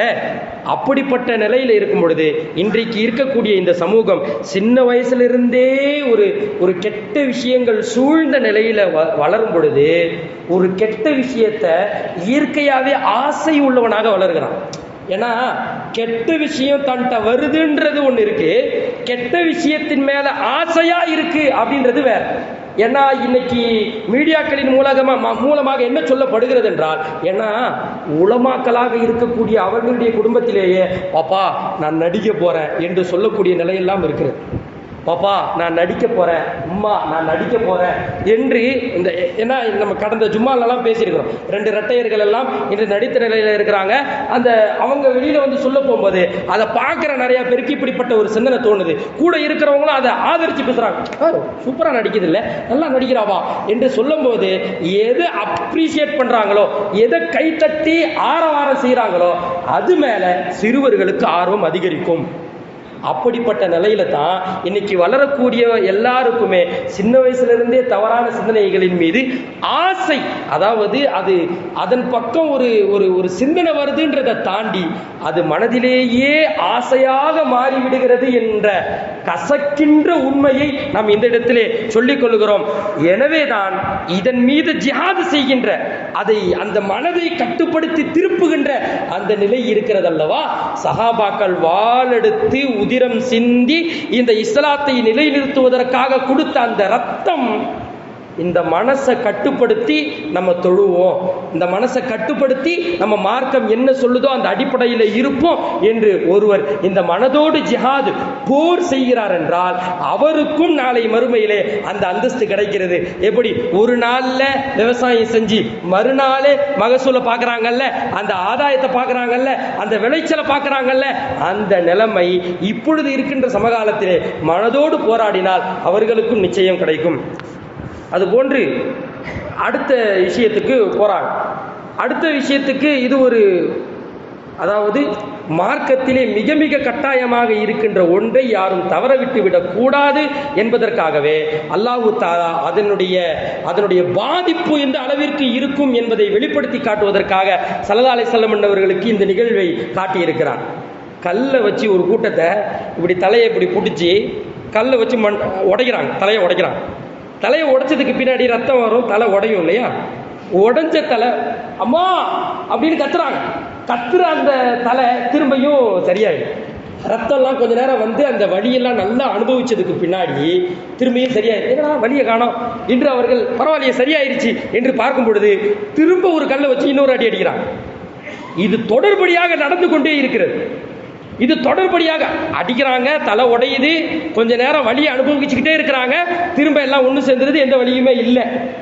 அதுபோல திரும்பியும் உடைக்கிறாங்க, திரும்பியும் அதே மாதிரியே வலியெல்லாம் வருது, கத்துறாங்க, திரும்பியும் சரியாவது, திரும்பியும் உடைக்கிறாங்க. இப்படிப்பட்ட நிலையை பார்த்த பெருமானார் ஸல்லல்லாஹு அலைஹி வஸல்லம் அவர்கள் மனதிலே யாராக இருக்கும் இவர்கள், இப்படிப்பட்ட தண்டனையை அனுபவிக்கிறார்களே என்று பெருமானார் ஸல்லல்லாஹு அலைஹி வஸல்லம் அவர்கள் மனதிலே யோசித்துக் கொண்டிருக்கும் பொழுது ஜிப்ரீல் அலைஹிஸ்ஸலாத்து வஸ்ஸலாம் அவர்கள் சொல்லுகிறார்கள், பரதான தொழுகைகளை விட்டதின் காரணமாக, பரதான வணக்கங்களை விட்டதின் காரணமாக இவர்கள் இப்படிப்பட்ட வேதனையை எல்லாம் அனுபவித்துக் கொண்டிருக்கிறார்கள் என்று பெருமானார் ஸல்லல்லாஹு அலைஹி வஸல்லம் அவர்களுக்கு சொல்லித்தரப்பட்டது. கடைசியில் ஒரு விஷயத்தை சொல்கிறோம், என்னன்னா இல்லை பியூ சொல்கிறேன், ஏன்னா அது போகிற விஷயத்தில் மறந்தோம். ஸல்லல்லாஹு அலைஹி வஸல்லம் அவர்கள் சொர்க்கத்துக்கு போயிட்டும் நிம்மதியாக இருக்க மாட்டாங்கன்னு ஒரு விஷயத்தை பார்க்க முடிஞ்சு. எல்லாத்துக்குமே என்னங்க மனசில் நிம்மதி, சொர்க்கம் கிடச்சிட்டா அல்ஹம்துலில்லாஹ், அங்கே என்ன நம்ம நினைக்கிறதெல்லாம் முன்னாடி வந்து நிற்கும்ல சொல்கிறாங்க. நம்ம என்னெல்லாம் நான் பசங்களுக்கு சொல்கிறது, டே இங்கே விளையாடுறேன்ட்டு படிப்பை வந்து வேஸ்ட் ஆக்குறீங்களடா, இங்கே கொஞ்சம் ஒதுக்கி வைங்கடா, அங்கே நீ கேட்டாலும் என்ன விளையாட்டு வேணாலும் விளையாடலாம்டா, உண்மையாக தானே சொல்கிறாங்க விளையாடலாம்டா அப்படின்னு நம்ம சொல்ல போகும்போது, விளையாடலாமா உண்மையாக சொல்கிறீங்க, ஆமாம்பா விளையாடலாம்பா அப்படின்றது நம்ம பசங்களுக்கு ஆறுதல் சொல்கிறது. அந்த இடத்தில் போனதற்கு பின்னாடியும் பெருமானார் ஸல்லல்லாஹு அலைஹி வஸல்லம் அவர்கள் கவலையாக இருப்பார்கள் என்று ஒரு செய்தியை பார்க்கும் பொழுது ஸல்லல்லாஹு அலைஹி வஸல்லம் அவர்கள் இந்த உம்மத்தின் மீது எந்த அளவிற்கு பாசமாக இருந்திருக்கிறார்கள், இந்த உம்மத்தை எந்த அளவிற்கு நேசித்திருக்கிறார்கள் என்பதை நம்மால் புரிந்து கொள்ள முடிகிறது. இந்த உம்மத்தில் ஒரு ஆள் நரகத்துக்குள்ள அல்லாஹ் தூக்கி போட்டாலுமே அவங்கள நினைச்சு ஸல்லல்லாஹு அலைஹி வஸல்லம் பண்ணவங்க வருத்தப்பட்டுக்கிட்டே இருப்பாங்க. இந்த உம்மத்தில் யாராவது ஒருத்தவங்களை தூக்கி நினைத்து பாருங்கள், உங்களையோ என்னையோ இந்த ஆயங்குடியில் இருக்கின்ற மக்களையோ நம்முடைய இஸ்லாமிய சமூகத்தையோ நரகத்திலே போடப்பட்டாலுமே கூட ஸல்லல்லாஹு அலைஹி வஸல்லம் அவருடைய அந்த வருத்தம் இருக்கிறது அல்லவா, அந்த வருத்தம் அதன் மூலமாகவே அல்லாஹு தஆலா அவர்களை எடுத்து சுவனத்தில் போடுவதற்கு வாய்ப்பு இருக்கிறது என்பதை பதிவு செய்கிறோம். ஸல்லல்லாஹு அலைஹி வஸல்லம் அவர்கள் அந்த இடத்திலே சொர்க்கத்திற்கு போனாலுமே கூட, ஒருவர் நரகத்திற்கு போனாலுமே அதை நினைத்து வருத்தப்பட்டவர்களாக, கவலைப்பட்டவர்களாக, துன்பப்பட்டவர்களாக, சொர்க்கத்திலும் நிம்மதி இழந்தவர்களாக இருப்பார்கள் என்ற செய்தியை நாம் பார்க்கும் பொழுது இதை பதிய வைக்க வேண்டும். ஸல்லல்லாஹு அலைஹி வஸல்லம் அவர்கள் மீது இருக்கின்ற அந்த அன்பை உங்களுக்கு அதிகப்படுத்த வேண்டும் என்பதற்காகவே இடைச்சொற்களாக இந்த செய்தியை நாம் உங்களிடத்தில் சொல்லுகிறோம். அதற்கு பிறகு ஏராளமான செய்திகள் நடக்கிறது. அதாவது புராக்கில் போய்கிட்டு இருக்கிறான். அப்போ மர்மஸ்தானத்தில் முன்னும் பின்னும் ஆடைகள் இல்லாம ஒரு மாதிரியா அட்டை ஒட்டிக்கிட்டு இருக்குது. அட்டையை வச்சு ஒட்டிக்கிட்டு, அதாவது மர்மஸ்தானத்தை மட்டும் மறைச்சா மாதிரி மற்ற எல்லாமே திறந்து இருக்குது. அதை அட்டை மறைத்து இருக்குது. இப்படிப்பட்ட ஒரு நிலையில ஒரு கூட்டத்தை பார்க்கும் பொழுது ஸல்லல்லாஹு அலைஹி வஸல்லம் அவர்களுக்கு கேள்வி, யார் இவங்க அப்படின்றான். அப்போதான் ஜிப்ரீல் அலைஹிஸ்ஸலாத்து வஸ்ஸலாம் அவர்கள் சொல்லுகிறார்கள், இது ஜக்காத்து கொடுக்காமல் இந்த உலகத்திலே வாழ்ந்தவர்களுக்குத்தான் இப்படிப்பட்ட நிலை இருக்கிறது. இது ஜக்காத் என்பது இஸ்லாத்திலே ஏழைகளுக்காக இருக்கக்கூடிய வரி. அந்த வரியை அவர்களுக்காக கொடுத்து விட வேண்டும். அதிலே கஞ்சத்தனம் செய்தவர்கள், அதை இறுக்கி சுருக்கி தன்னுடைய கையிலே வைத்து கொண்டவர்கள், அவர்கள் அவமானப்பட்டவர்களாக, மானம் இழந்தவர்களாக அதாவது அந்த இடம் சாதாரண இடம் கிடையாது. ஒரு சின்ன தப்பை செஞ்சுட்டு நம்மளை யாராவது அசிங்கப்படுத்திட்டாங்க அப்படின்னா, ஒரு 10 பேருக்கு முன்னாடி என்ன அசிங்கப்படுத்திட்டான், என்னதான் என்னுடைய குடும்பத்துக்காரனாக இருந்தாலும் எப்படி இப்படி ஒரு 10 பேருக்கு முன்னாடி எப்படி இந்த கேள்வியை கேட்கலாம், அவன் எப்படி என்ன இப்படி அசிங்கப்படுத்தலாம், மானபங்கப்படுத்தலாம், இது நியாயமா இருக்குதா அவனுக்கு என்று ஒரு 10 நபர்களுக்கு முன்னே தன்னுடைய மரியாதையும் மானமும் போகும் பொழுது எவ்வளவு வருத்தப்படுகிறான் இந்த அடியான், இந்த மனிதன். ஆனால் மஹ்ஷர் மைதானத்திலே, நாளை மறுமையிலே, இந்த உலகத்திலே ஆதம் அலைஹிஸ்ஸலாத்து வஸ்ஸலாம் அவர்களுடைய காலம் தொட்டு கியாமத் நாள் வரை வந்த மனிதர்கள் எல்லோருமே இருக்கின்ற அந்த நிலையிலே அப்படிப்பட்ட வேதனை எல்லாம் கொடுக்கும் பொழுது, அந்த அசிங்கம், அந்த மானம், ரோசம், சூடு, சொரணை அந்த இடத்தில் எப்படி கூனி குறுகி நிற்பார்கள்? ஜக்காத்து கொடுக்காதவர்கள், ஜக்காத்தை வெளியாக்காதவர்கள் என்பதை பற்றி நாம் யோசித்து பார்க்க வேண்டும். அதுபோன்று ஒரு கம்பு இருக்குது, அந்த கம்புல ஒரு கூட்டம் போகுது. அந்த கம்பு அந்த இடத்துல இருக்குது, தன்னுடைய ஆடையை கிழிக்குதுன்னு தெரியுது. இருந்துமே அந்த பக்கம்தான் அந்த கூட்டம் போகுது, தன்னுடைய ஆடையை கிழிக்குது. அப்படி சுற்றி திரும்ப இந்த பக்கம் திரும்பி ஆடையை கிழிக்கிறாங்க, திரும்ப ஆடை ஒட்டிக்குது, இப்படி திரும்ப வர்றாங்க, திரும்ப ஆடை கிழியுது. இது என்ன வித்தியாசமாக இருக்குது, இது யார் இவங்க அப்படின்னு கேட்கும் பொழுது, உங்களுடைய உம்மத்திலே கொள்ளையர்கள், கொள்ளை கூட்டம், இந்த போகிற வழியில் அமர்ந்து கொண்டு வழிப்பறி பண்ணுவாங்க பார்த்திங்களா, என்ன வச்சிருக்கிற எல்லாத்தையும் எடு என்ற அடிப்படையில் கேட்பார்கள் அல்லவா, அவர்களுக்கு இப்படிப்பட்ட தண்டனை கொடுக்கப்படும் என்பதாக நாம் பார்க்க முடிகிறது. அதுபோன்று ஒரு கூட்டத்தை பெருமானார் ஸல்லல்லாஹு அலைஹி வஸல்லம் அவர்கள் பார்க்கிறார்கள். அந்த கூட்டம் ஒரு இன்னைக்கு டெம்போ இதெல்லாம் இருக்குது, மாட்டு வண்டி இதெல்லாம் இருக்குது. ஆனால் அந்த கூட்டம் என்ன பண்ணுதுன்னா, அவங்களே ஒரு கட்டையை, ஒரு இது மாதிரி இருக்குது, அதில் கட்டையெல்லாம் அடுக்கப்படுது, அதை தூக்குறாங்க. அவங்களால தூக்கவே முடியல, ரொம்ப கஷ்டப்படுறாங்க. ஆனால் மென்மேலும் வெயிட்டை வச்சுக்கிட்டே இருக்கிறாங்க. கஷ்டப்படுறாங்கன்னு தெரியுது, ஆனால் மென்மேலும் வெயிட்டை வச்சுக்கிட்டே இருக்கிறாங்க. இந்த கூட்டத்தை பார்க்கும் பொழுது, யார் இவங்க இவ்வளவு கஷ்டப்படுறாங்க, ஆனால் மென்மேலும் சுமைகளை வைத்துக்கொண்டே இருக்கிறார்களே என்று யோசிக்கும் பொழுதுதான், இவர்கள் இந்த உலகத்திலே மக்களினுடைய கடமைகளை நிறைவேற்றாமல், அமானிதங்களை நிறைவேற்றாமல் இருந்தவர்கள். மக்களுக்கு செய்ய வேண்டிய கடமை, ஒரு அரசாங்கமாக இருந்தாலும், ஒரு ஊரை ஆளக்கூடியவர்களாக இருந்தாலும், ஒரு குடும்பத்தை ஆளக்கூடியவர்களாக இருந்தாலும், இவர்களிலே யார் அவரவர்களுடைய கடமைகளை நிறைவேற்றவில்லையோ, அவரவர்களுடைய அமானிதங்களை பேணவில்லையோ, அவர்களுக்கு நாளை மறுமையிலே இப்படிப்பட்ட தண்டனை தான் கொடுக்கப்படும் என்பதை அந்த இடத்திலே பெருமானார் ஸல்லல்லாஹு அலைஹி வஸல்லம் அவர்களுக்கு காண்பிக்கப்படுகிறது. அதுபோன்று இறுதியாக இந்த இஸ்ரா பயணத்திலே இறுதியாக பெருமானார் ஸல்லல்லாஹு அலைஹி வஸல்லம் அவர்களிடத்திலே ஒரு விஷயத்தை சொல்லுகிறார்கள்.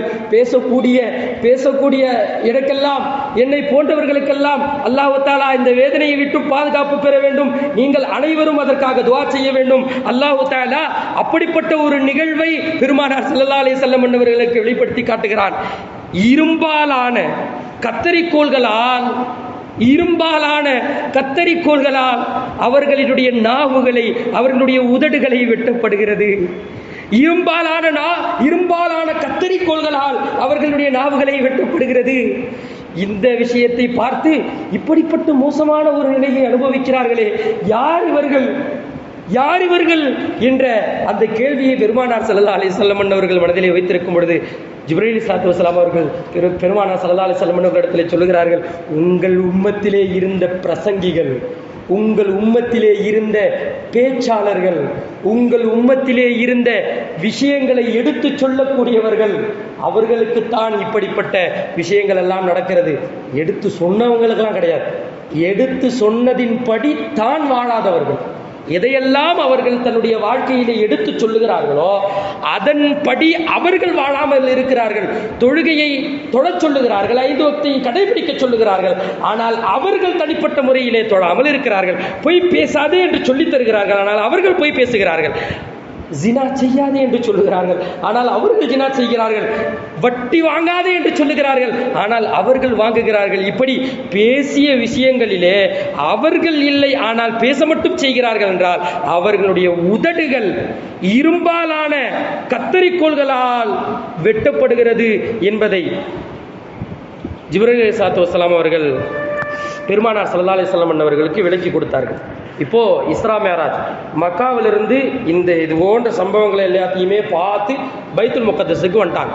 பைத்துல் முகத்தஸ் அதுக்கு அடைஞ்சிட்டாங்க. அடையும் பொழுது சரியான கூட்டம், எக்கச்சக்கமான கூட்டமாக இருக்குது. பெருமானார் ஸல்லல்லாஹு அலைஹி வஸல்லம் அவர்கள் அப்படியே விழித்த நிலையிலே, யாருன்னு தெரியல, இவ்வளவு பேர் இருக்கிறாங்க, எல்லாருமே உயர்ந்த நபர்களை போன்று தெரிகிறது. எண்ணங்கள் தானே முதலில், எல்லாருமே உயர்ந்த நபர்களை போன்று தெரிகிறது, யாருன்னு தெரியல என்ற அடிப்படையில் பெருமானார் ஸல்லல்லாஹு அலைஹி வஸல்லம் அவர்கள் அவர்களையெல்லாம் மரியாதை கொடுத்தவர்களாக, அதாவது மரியாதை கொடுக்கறதுன்னு சொன்னால் ஒரு மாதிரியாக கூனி குறுகியவர்களாக, அவர்களிடத்திலே அந்த மரியாதையை வெளிப்படுத்தியவர்களாக, அந்த நடையிலேயே சில பேர் மரியாதையை வெளிப்படுத்தி காட்டுவாங்க. உஸ்தாத்மார்களுக்கு முன்னாடி நாங்கள்லாம் நடக்கிறதே ஒரு சின்ன சின்ன அடியாக வச்சு தான் நடப்போம். இந்த பெரிய பெரிய அடியாலாம் வச்சு நடக்க மாட்டோம். ஏன்னா அதுவே கண்ணிய குறைவுன்னு நினைக்கிறது. ஞாபகம் இருக்கிறது, அல்லாஹ் இஸ்மாயில் ஹஸ்ரத் பாக்கவி அவர்களுடைய ஆயிலை மென்மேலும் அதிகப்படுத்த வேண்டும், அவர்களுடைய தரஜாவை மென்மேலும் உயர்த்த வேண்டும். அவர்களிடத்திலே சென்று இந்த ஆயங்குடிக்கு வந்ததை பற்றி பேசிக் கொண்டிருந்தேன். அப்பொழுது உஸ்தாதனா அவர்கள் சொன்னார்கள், இதுவா ஒரு இடத்துக்கு போகிறீங்கன்னா அந்த இடத்துல பயான் ரொம்ப முக்கியம். மக்கள் இன்னைக்கு ரொம்ப அப்டேட்டடு, நிறைய புது புது விஷயங்கள் எதிர்பார்க்குறாங்க. சொன்ன விஷயமாகவே இருக்கட்டும், அதை கொஞ்சம் வேறு கோணத்தில் வேறு விதமான படிப்பினை கொடுக்கக்கூடிய ஒன்றாக சொல்லுகின்ற ஒரு முறையை ஏற்படுத்தி கொள்ளப்பா என்று சொன்ன அந்த நிலை இருக்கிறது அல்லவா.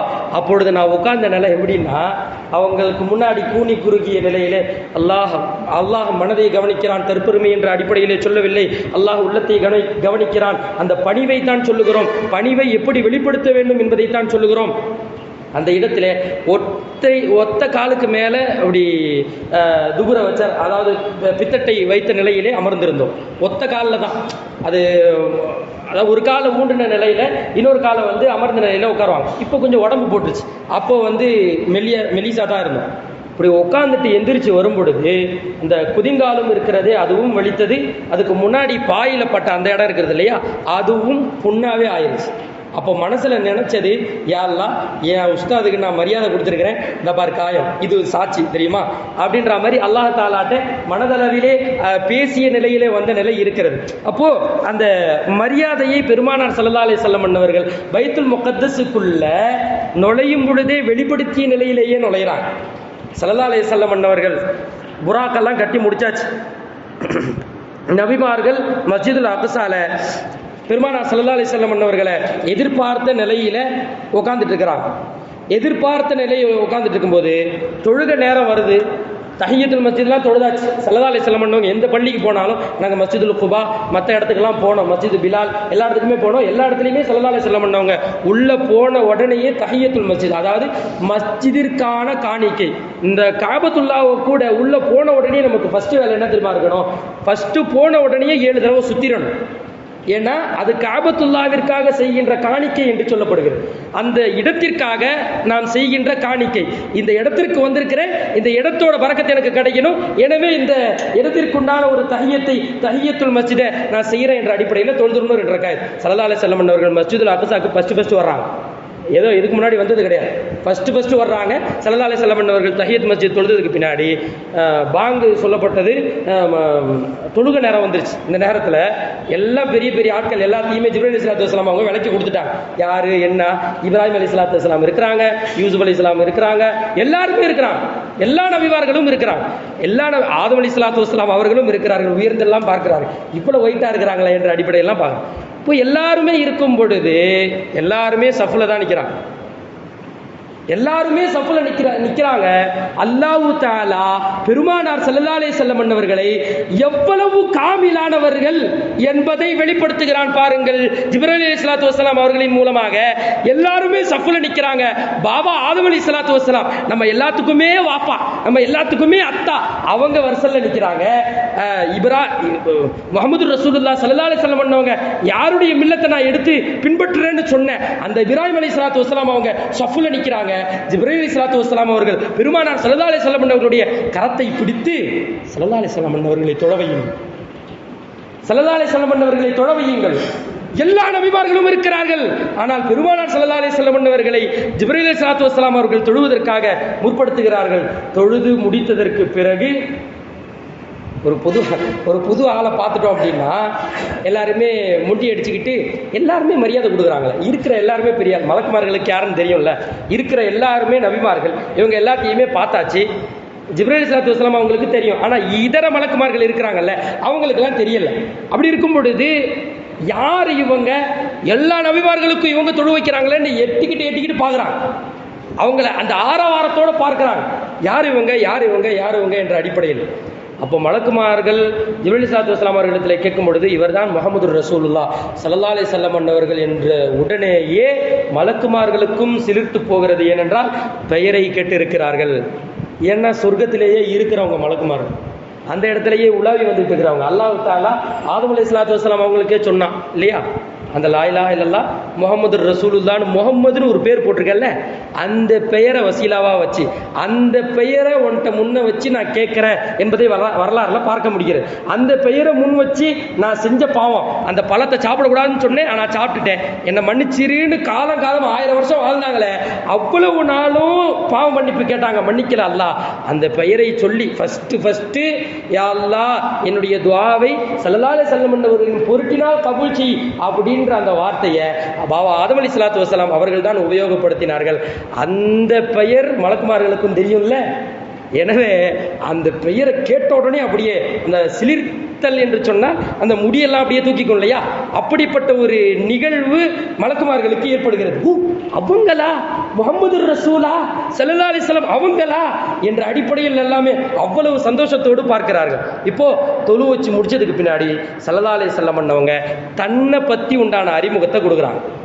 நான் அல்லாஹு தாலாவினுடைய ஃபஸ்ட்டு அல்லாஹு தாலாவை புகழ்ந்துட்டு அல்லாஹுக்கே எல்லா புகழும் என்பதாக புகழ்ந்து விட்டு, நான் அல்லாஹு தாலாவினுடைய இறுதி தூதர் முஹம்மது ரசூல் ஸல்லல்லாஹு அலைஹி வஸல்லம், எனக்கு குர்ஆன் இறுதி வேதமான குர்ஆன் வழங்கப்பட்டது, அந்த குர்ஆனை இந்த உம்மத்திற்கு எடுத்து வைக்கும்படி எனக்கு ஏவப்பட்டுள்ளது. முதலாக படைக்கப்பட்டதும் நான், இறுதியாக வெளியாக்கப்பட்டதும் நான். இந்த உம்மத்தும் இறுதியாக வந்தாலுமே கூட நாளை மறுமையிலே இந்த உம்மத்திற்கு பிறகுதான், நினைத்து பாருங்கள், ஒரு கியூ நிற்கிது, அந்த கியூவில் கடைசியாக தான் நம்ம போய் சேர்றோம். ஆனால் ராஜ மரியாதையோட ஏங்க கடைசியில் போய் நிற்கிறீங்க, வாங்க முன்னாடி வாங்க, ஒரு எல்லா உலக மக்களே இருக்கும் பொழுது ஸல்லல்லாஹு அலைஹி வஸல்லம் அவர்களுடைய உம்மத்திலே நம்ம இருக்கிறோம்ல, அதனுடைய மகிமையை இந்த இடத்துல நம்ம வெளிப்படுத்தி பார்க்கணும், யோசிச்சு பார்க்கணும். கடைசியாக வந்த லைனில் ஒரு கியூவில் நிற்காம ஏன்பா நீங்கள் போய் பின்னாடி நிற்கிறீங்க, முன்னாடி வாங்கப்பா என்ற நிலை எவ்வளவு அழகாக இருக்கும், யோசித்து பார்த்தாலே அவ்வளவு சந்தோஷமாக இருக்கிறதே. ஸல்லல்லாஹு அலைஹி வஸல்லம் அவர்கள் சொல்லுகிறார்கள், கடைசியாக வந்த உம்மத்தாக இருந்தாலும் சொர்க்கத்திலே நுழைகின்ற அந்த படித்தரத்திலே நாங்கள் முதலாக இருப்போம், முடிவாக நாங்கள் தான் வந்திருக்கிறோம் என்பதை ஸல்லல்லாஹு அலைஹி வஸல்லம் அவர்கள் சொல்லி முடித்ததற்கு பிறகு மிஅராஜ் என்ற அந்த பயணம் ஏற்படுகிறது. மிஅராஜ் என்ற பயணம் பைத்துல் மக்தஸிலிருந்து அப்படியே மேலே வானத்தை நோக்கி உண்டான பயணம். இதுக்கு முன்னாடி நம்ம பேசுனது எல்லாமே இஸ்ரா, அந்த தரை வழியாக வந்த பயணங்கள், அதில் நடந்த நிகழ்வுகள். இந்த நிகழ்வுலையும் இப்போ வானத்தை நோக்கி போய்கிட்டு இருக்கிறாங்க. அதை ஸல்லல்லாஹு அலைஹி வஸல்லம் அவங்க சொல்கிறாங்க, அது மாதிரி ஒரு ஏணியை நான் இதுக்கு முன்னாடி பார்த்ததே இல்லை. அவ்வளவு சில ரிவாயத்து இருக்கிறது, அது வந்து புராக்கிலேயே மேலையும் போனாங்க. ஆனால் சில ரிவாயத்து எப்படி வருதுன்னா, புராக்கின் மூலமாக இங்கே இந்த மக்கா முக்கர்ரமாவிலிருந்து இங்கே பைத்துல் முக்கத்தஸுக்கு வந்தாங்க.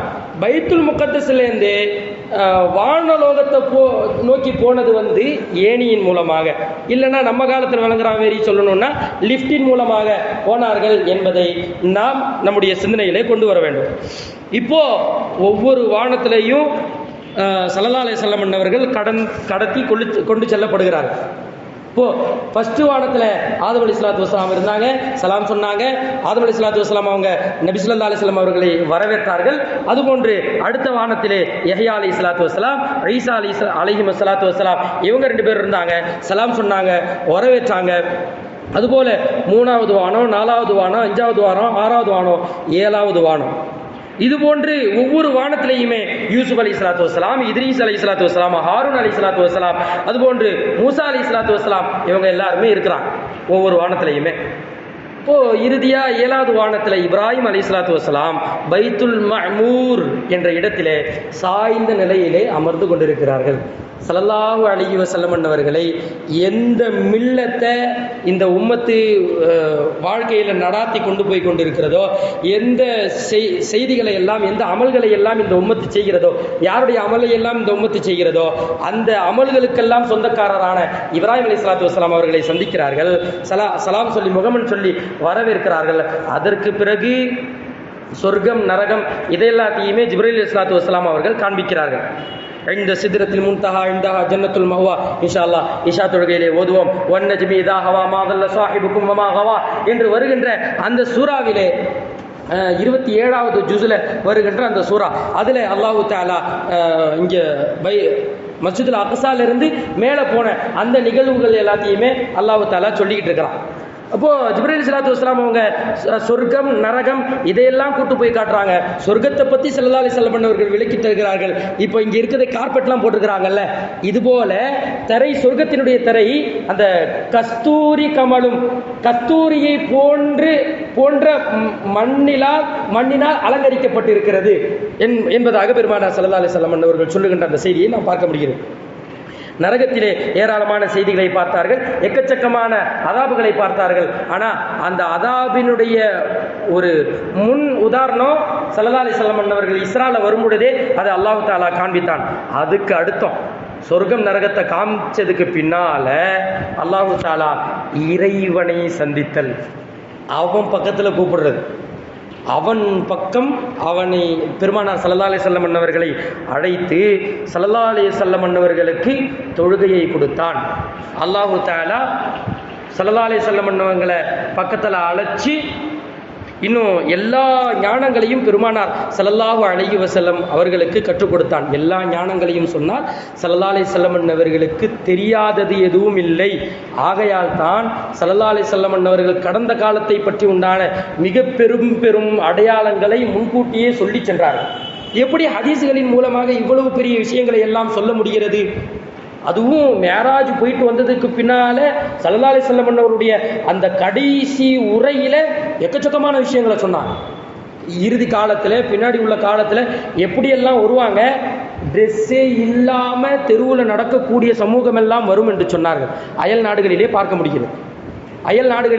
முடிகிறது, ஆடையே இல்லாமல் ஆணும் பெண்ணும் நடந்து செல்லுகின்ற, அது அந்த நாடே அனுமதிச்சிருக்குது அப்படின்ற ஒரு நிலைமையெல்லாம் நாம் பார்க்க முடிகிறது. இதை ஸல்லல்லாஹு அலைஹி வஸல்லம் அவர்கள் தெளிவாக திட்டவட்டமாக ஹதீஸ்களிலே சொல்லி தந்து விட்டார்கள். காரணம் வரலாறிலும் பதிவு செய்யப்படுகிறது, ஸல்லல்லாஹு அலைஹி வஸல்லம் அவர்களுக்கு எல்லா ஞானங்களும் கொடுக்கப்பட்டு விட்டது. அதுபோன்று ஸல்லல்லாஹு அலைஹி வஸல்லம் அவர்கள்ட்ட அல்லாஹ் தஆலா காணிக்கையும் வைக்க சொல்றான். பெருமானார் ஸல்லல்லாஹு அலைஹி வஸல்லம் அவர்கள் அவர்களினுடைய காணிக்கையையும் ஸல்லல்லாஹு அலைஹி வஸல்லம் அவர்கள் அல்லாஹ் தஆலாவுக்கு சொன்னாங்க. இந்த உம்மத்தினுடைய காணிக்கை என்னவாக இருக்கும் என்று சொல்லும் பொழுது அத்தஹியாத்து லில்லாஹி வஸ்ஸலவாத்து வத்தய்யிபாத் என்று இருக்கிறது அல்லவா, அந்த துஆவை, அந்த இஸ்முகளை, அந்த விஷயங்களை அல்லாஹ் தஆலாவிடத்திலே இது என்னுடைய உம்மத்தினுடைய காணிக்கை அப்படின்னு ஸல்லல்லாஹு அலைஹி வஸல்லம் அவங்க சொல்றாங்க. ஃபர்ஸ்ட் தனக்குன்னு உங்களுக்கு ஏதாவது காணிக்கை கொடுங்க, அப்படின்னு கேட்டப்போ ஸல்லல்லாஹு அலைஹி வஸல்லம் கொஞ்சம் சொல்லிட்டாங்க. ரெண்டாவது உம்மத்துக்காக காணிக்க கொடுங்க அப்படின்னு கேட்டப்போ அத்தஹிய்யாத்து லில்லாஹி வஸ்ஸலவாத்து வத்தய்யிபாத்து என்ற அந்த இஸ்முகளை ஸல்லல்லாஹு அலைஹி வஸல்லம் அவங்க சொல்கிறாங்க. அதை தான் நம்ம தொழுகையில் ஒவ்வொரு இதுலையுமே ஓதுறோம். இதை நம்ம ஏற்கனவே கடந்த உரைகளிலும் சொல்லி இருக்கிறோம். ஒரு தொழுகை எப்பொழுது நிறைவேறும் என்றால் அத்தஹிய்யாத்து லில்லாஹி வஸ்ஸலவாத்து வத்தய்யிபாத்து அஸ்ஸலாமு அலைக்க அய்யுஹன் நபியு வ ரஹ்மத்துல்லாஹி வ பரகாத்துஹு அஸ்ஸலாமு அலைனா வ அலா இபாதில்லாஹி ஸாலிஹீன் அஷ்ஹது அல்லா இலாஹ இல்லல்லாஹ் வ அஷ்ஹது அன்ன முஹம்மதுர் ரசூலுல்லாஹ். இந்த நேரத்தில் நமக்கு காற்று பிரிந்துட்டா தொழுகை கூடிரும். சட்டம் இருக்குது. இந்த நேரத்தில் தொழுகையில் காற்று பிரிந்து விட்டால் தொழுகை கூடிவிடும். ஏன்னா சில நேரங்களிலே தொழுகையிலே சில தங்கடங்கள் ஏற்படும் பொழுது அதை பின்னே உள்ளவர்கள் புரிந்து கொள்ள வேண்டும் என்பதற்காகவும் இந்த சட்டத்தை இந்த இடத்திலே சொல்லித்தரப்படுகிறது. ஏன்னா சில நேரத்தில் வயசானவங்க அல்லாஹ் பின்னாடி என்ன நினச்சிப்பாங்களோ, ஏன்னா நிறைய இடங்கள் இதெல்லாம் பசாதாக போயிடும். உண்மையில் இருக்கின்ற சட்டங்களை எடுத்து சொல்ல முடியவில்லை. ஏன்னா தெரியாத நபர்கள் இருக்கும் பொழுது நம்ம அதுக்காக குறை சொல்ல வரல. என்ன சொல்கிறோன்னா, மார்க்கத்தில் சில சட்டங்கள் இருக்கிறது, அதை விளக்கி தர வேண்டும், அதையும் புரிய வைக்க வேண்டும் என்ற அடிப்படையில் தான் சொல்லுகிறோமே ஒழிய எதையும் குறையாக சொல்லவில்லை. சில சட்டங்களை தொழுகையிலே விளக்குகின்ற ஒரு நிலைமை. ஏன்னா ஸல்லல்லாஹு அலைஹி வஸல்லம் அவங்களுக்கே சில நேரத்தில் சட்டத்தை விளக்குற நிலைமை வந்திருக்கு. 2 ரக்காயத்து 4 ரக்காயத்து நேரத்தில் 2 ரக்காயத்தில் சலாம் கொடுத்துட்டான். அப்படியா 2 ரக்காயத்திலே கொடுத்தேன் என்று ஸல்லல்லாஹு அலைஹி வஸல்லம் அவர்கள் சொன்னதற்கு பிறகு திரும்ப எதிர்த்து தொழுதான். இப்போ அதுவெல்லாம் என்ன இப்படி பண்ணிட்டாரு, என்ன அப்படி பண்ணிட்டாரு என்ற அந்த நிலையை தாண்டி அது பின்னாடி உள்ளவங்க சொல்லும் பொழுது, ஏன்னா இமாம்கிட்ட சொல்லாமல் அதை வேற வெளியில் போயிட்டு என்னங்க அவர் இப்படி இருக்கிறாரு, என்னங்க இப்படிலாம் ஆயிடுச்சு, அதை இது பண்ணியிருக்கலாம்.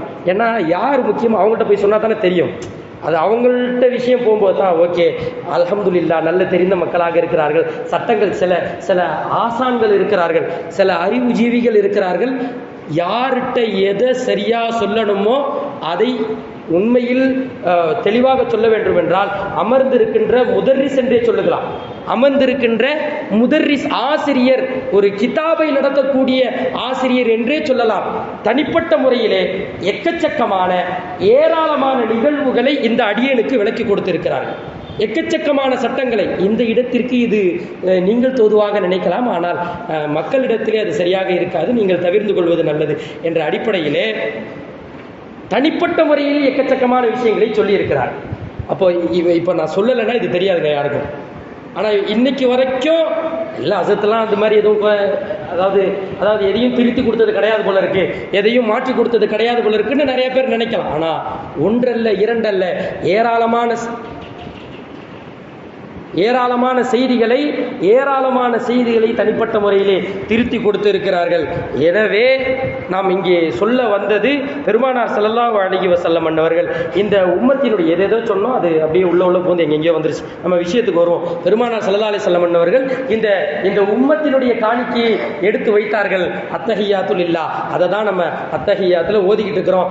அந்த ஓதுறது ஃபர்து, அதை விட்டுட்டா தொழுகையே கிடையாது என்ற விஷயத்தை ஊர்ஜிதப்படுத்துவதற்காக சொல்ல வந்தோம். எனவே அந்த விஷயத்தையும் சொல்லி முடிச்சாச்சு, காணிக்கையை எத்தி வச்சாச்சு. ஸல்லல்லாஹு அலைஹி வஸல்லம் அவருடைய மனசு இப்போ மிக தெளிவா நிம்மதியா அல்ஹம்துலில்லாஹ்னு இருக்குது. இந்த நிலையில கீழே வர்றாங்க. கீழே வந்ததுக்கு பின்னால நிறைய நடுவில் விட்டுருக்குறோம், எக்கச்சக்கமான விஷயங்களை விட்டுருக்குறோம். 8 மணிக்கு முடிக்கிறதா இருக்குது இன்ஷா அல்லாஹ். அடுத்தடுத்த நேரங்கள் கிடைக்கும் பொழுது நாம் சொல்லுவதற்கு இருக்கிறோம். இன்ஷா அல்லாஹ் சொல்லுவோம். கீழே வர்றாங்க. வந்ததுக்கு பின்னாடி கஷ்டங்களை மறைக்கிறதுக்காக தான் இந்த பயணமே. ஆனால் எந்த கஷ்டத்தை விட்டு மறைத்தார்களோ அல்லாஹ் தஆலாவும் மலக்குமார்களும் அந்த கஷ்டங்களை விட்டு நீக்கி தனியாக அவர்களை கொண்டு வந்தார்களோ அதே கஷ்டம் திரும்ப தொடுவதற்காக வருகிறது. ஏன்னா நான் கீழே வந்து சொல்கிறாங்க, ஃபஜருக்கு முன்னால் தான் நான் வந்தேன், அதுக்கு முன்னாடி நான் வானத்தில் இருந்தேன் அப்படின்னு சொல்கிறாங்க. இதை சொல்கிறப்போ நிறையா பேர் இஸ்லாம் ஆனவர்கள் தான், இஸ்லாத்தில் இருந்தவர்கள் தான். அந்த கூட்டத்திலே இருந்த நிறையா நபர்கள் என்ன எப்படி சொல்லிட்டாரு, இம்மானால் சில விஷயம் சொன்னார். ஆனால் இப்போ சாதாரண நல்ல தஹதீக்காக இருக்கிற உள்ளம் கூட ஏற்றுக்காது போலையே, புசுக்குன்ட்டு இப்படி ஒன்று சொல்லிட்டார். ஈமான் கொண்டவர்கள் இஸ்லாத்தில் இருப்பவர்கள் தலையில் கை வச்சுட்டு அல்லாஹ் இப்படி சொல்லிட்டாரு, இம்மா நேரம் வானத்தில் இருந்தேன் இப்போ தான் கீழே வர வேண்டிய இல்லை கொஞ்சம் யோசிச்சு பாருங்கள், தூங்கிட்டு இருந்தீங்களா, ஏதாவது கனவு கண்டிருப்பீங்களா அப்படின்னு உண்மையாக சென்றேன். இங்கிருந்து மஸ்ஜிதுல் அக்ஸாக்கு போனேன். இடையில இத்தனை சம்பவங்களை பார்த்தேன். அதுக்கு பின்னாடி எல்லா மலக்குமார்களையும் பார்த்தேன், எல்லா நபிமார்களையும் பார்த்தேன். அதுக்கு பின்னாடி நான் ஒரு அழகான ஏணியில ஏறி வானத்துல போனேன். அல்லாஹ் கிட்ட அமர்ந்தேன். அல்லாஹ் தாலா தொழுகையை கொடுத்தா, 50 வக்த கொடுத்தா, 5 குறைச்சா 5. ஒவ்வொரு நபிமார்களும் சொன்னாங்க, சொன்னதற்கிடங்க உங்க உம்மத்து செய்ய மாட்டாங்கன்னு சொன்னாங்க. அல்லாஹ் 5க்கு மேல போறதுக்கு எனக்கு வக்கமா இருந்துச்சு. அதனால 5ஓட நான் வந்துட்டேன் என்ற எல்லா செய்திகளையும் ஸல்லல்லாஹு அலைஹி வஸல்லம் அவங்க சொல்றாங்க. முஹம்மதே ஸல்லல்லாஹு அலைஹி வஸல்லம் பார்த்து பேசுங்கள். நிறைய நபர்கள் ஏற்றுக்கொள்ள மாட்டார்கள்.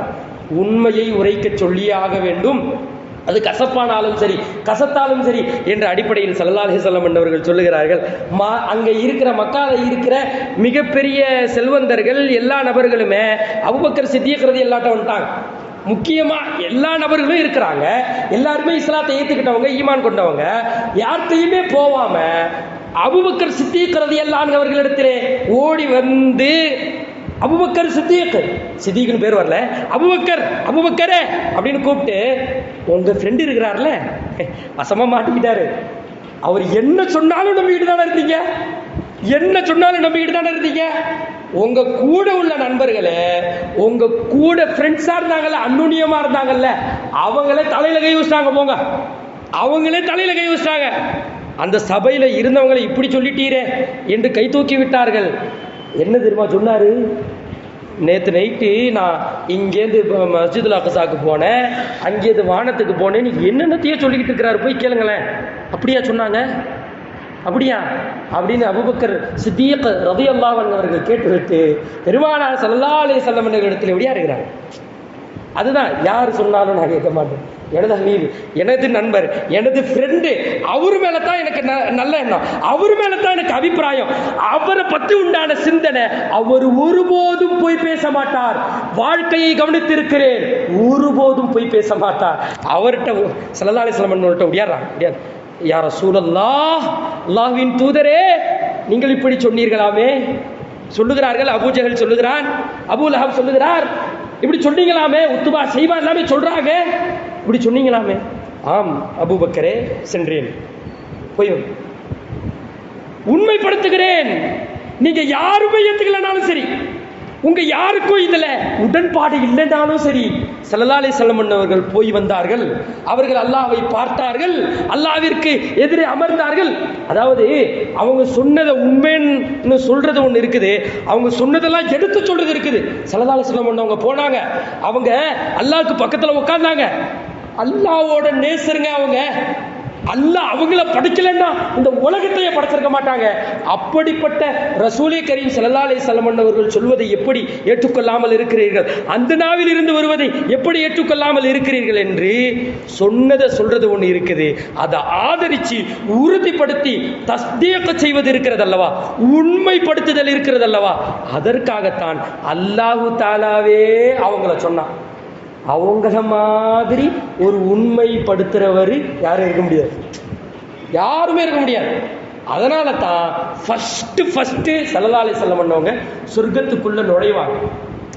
ஃபர்ஸ்ட் சொர்க்கத்துக்குள்ள ஸல்லல்லாஹு அலைஹி வஸல்லம் பண்ணவங்க நுழைவாங்க.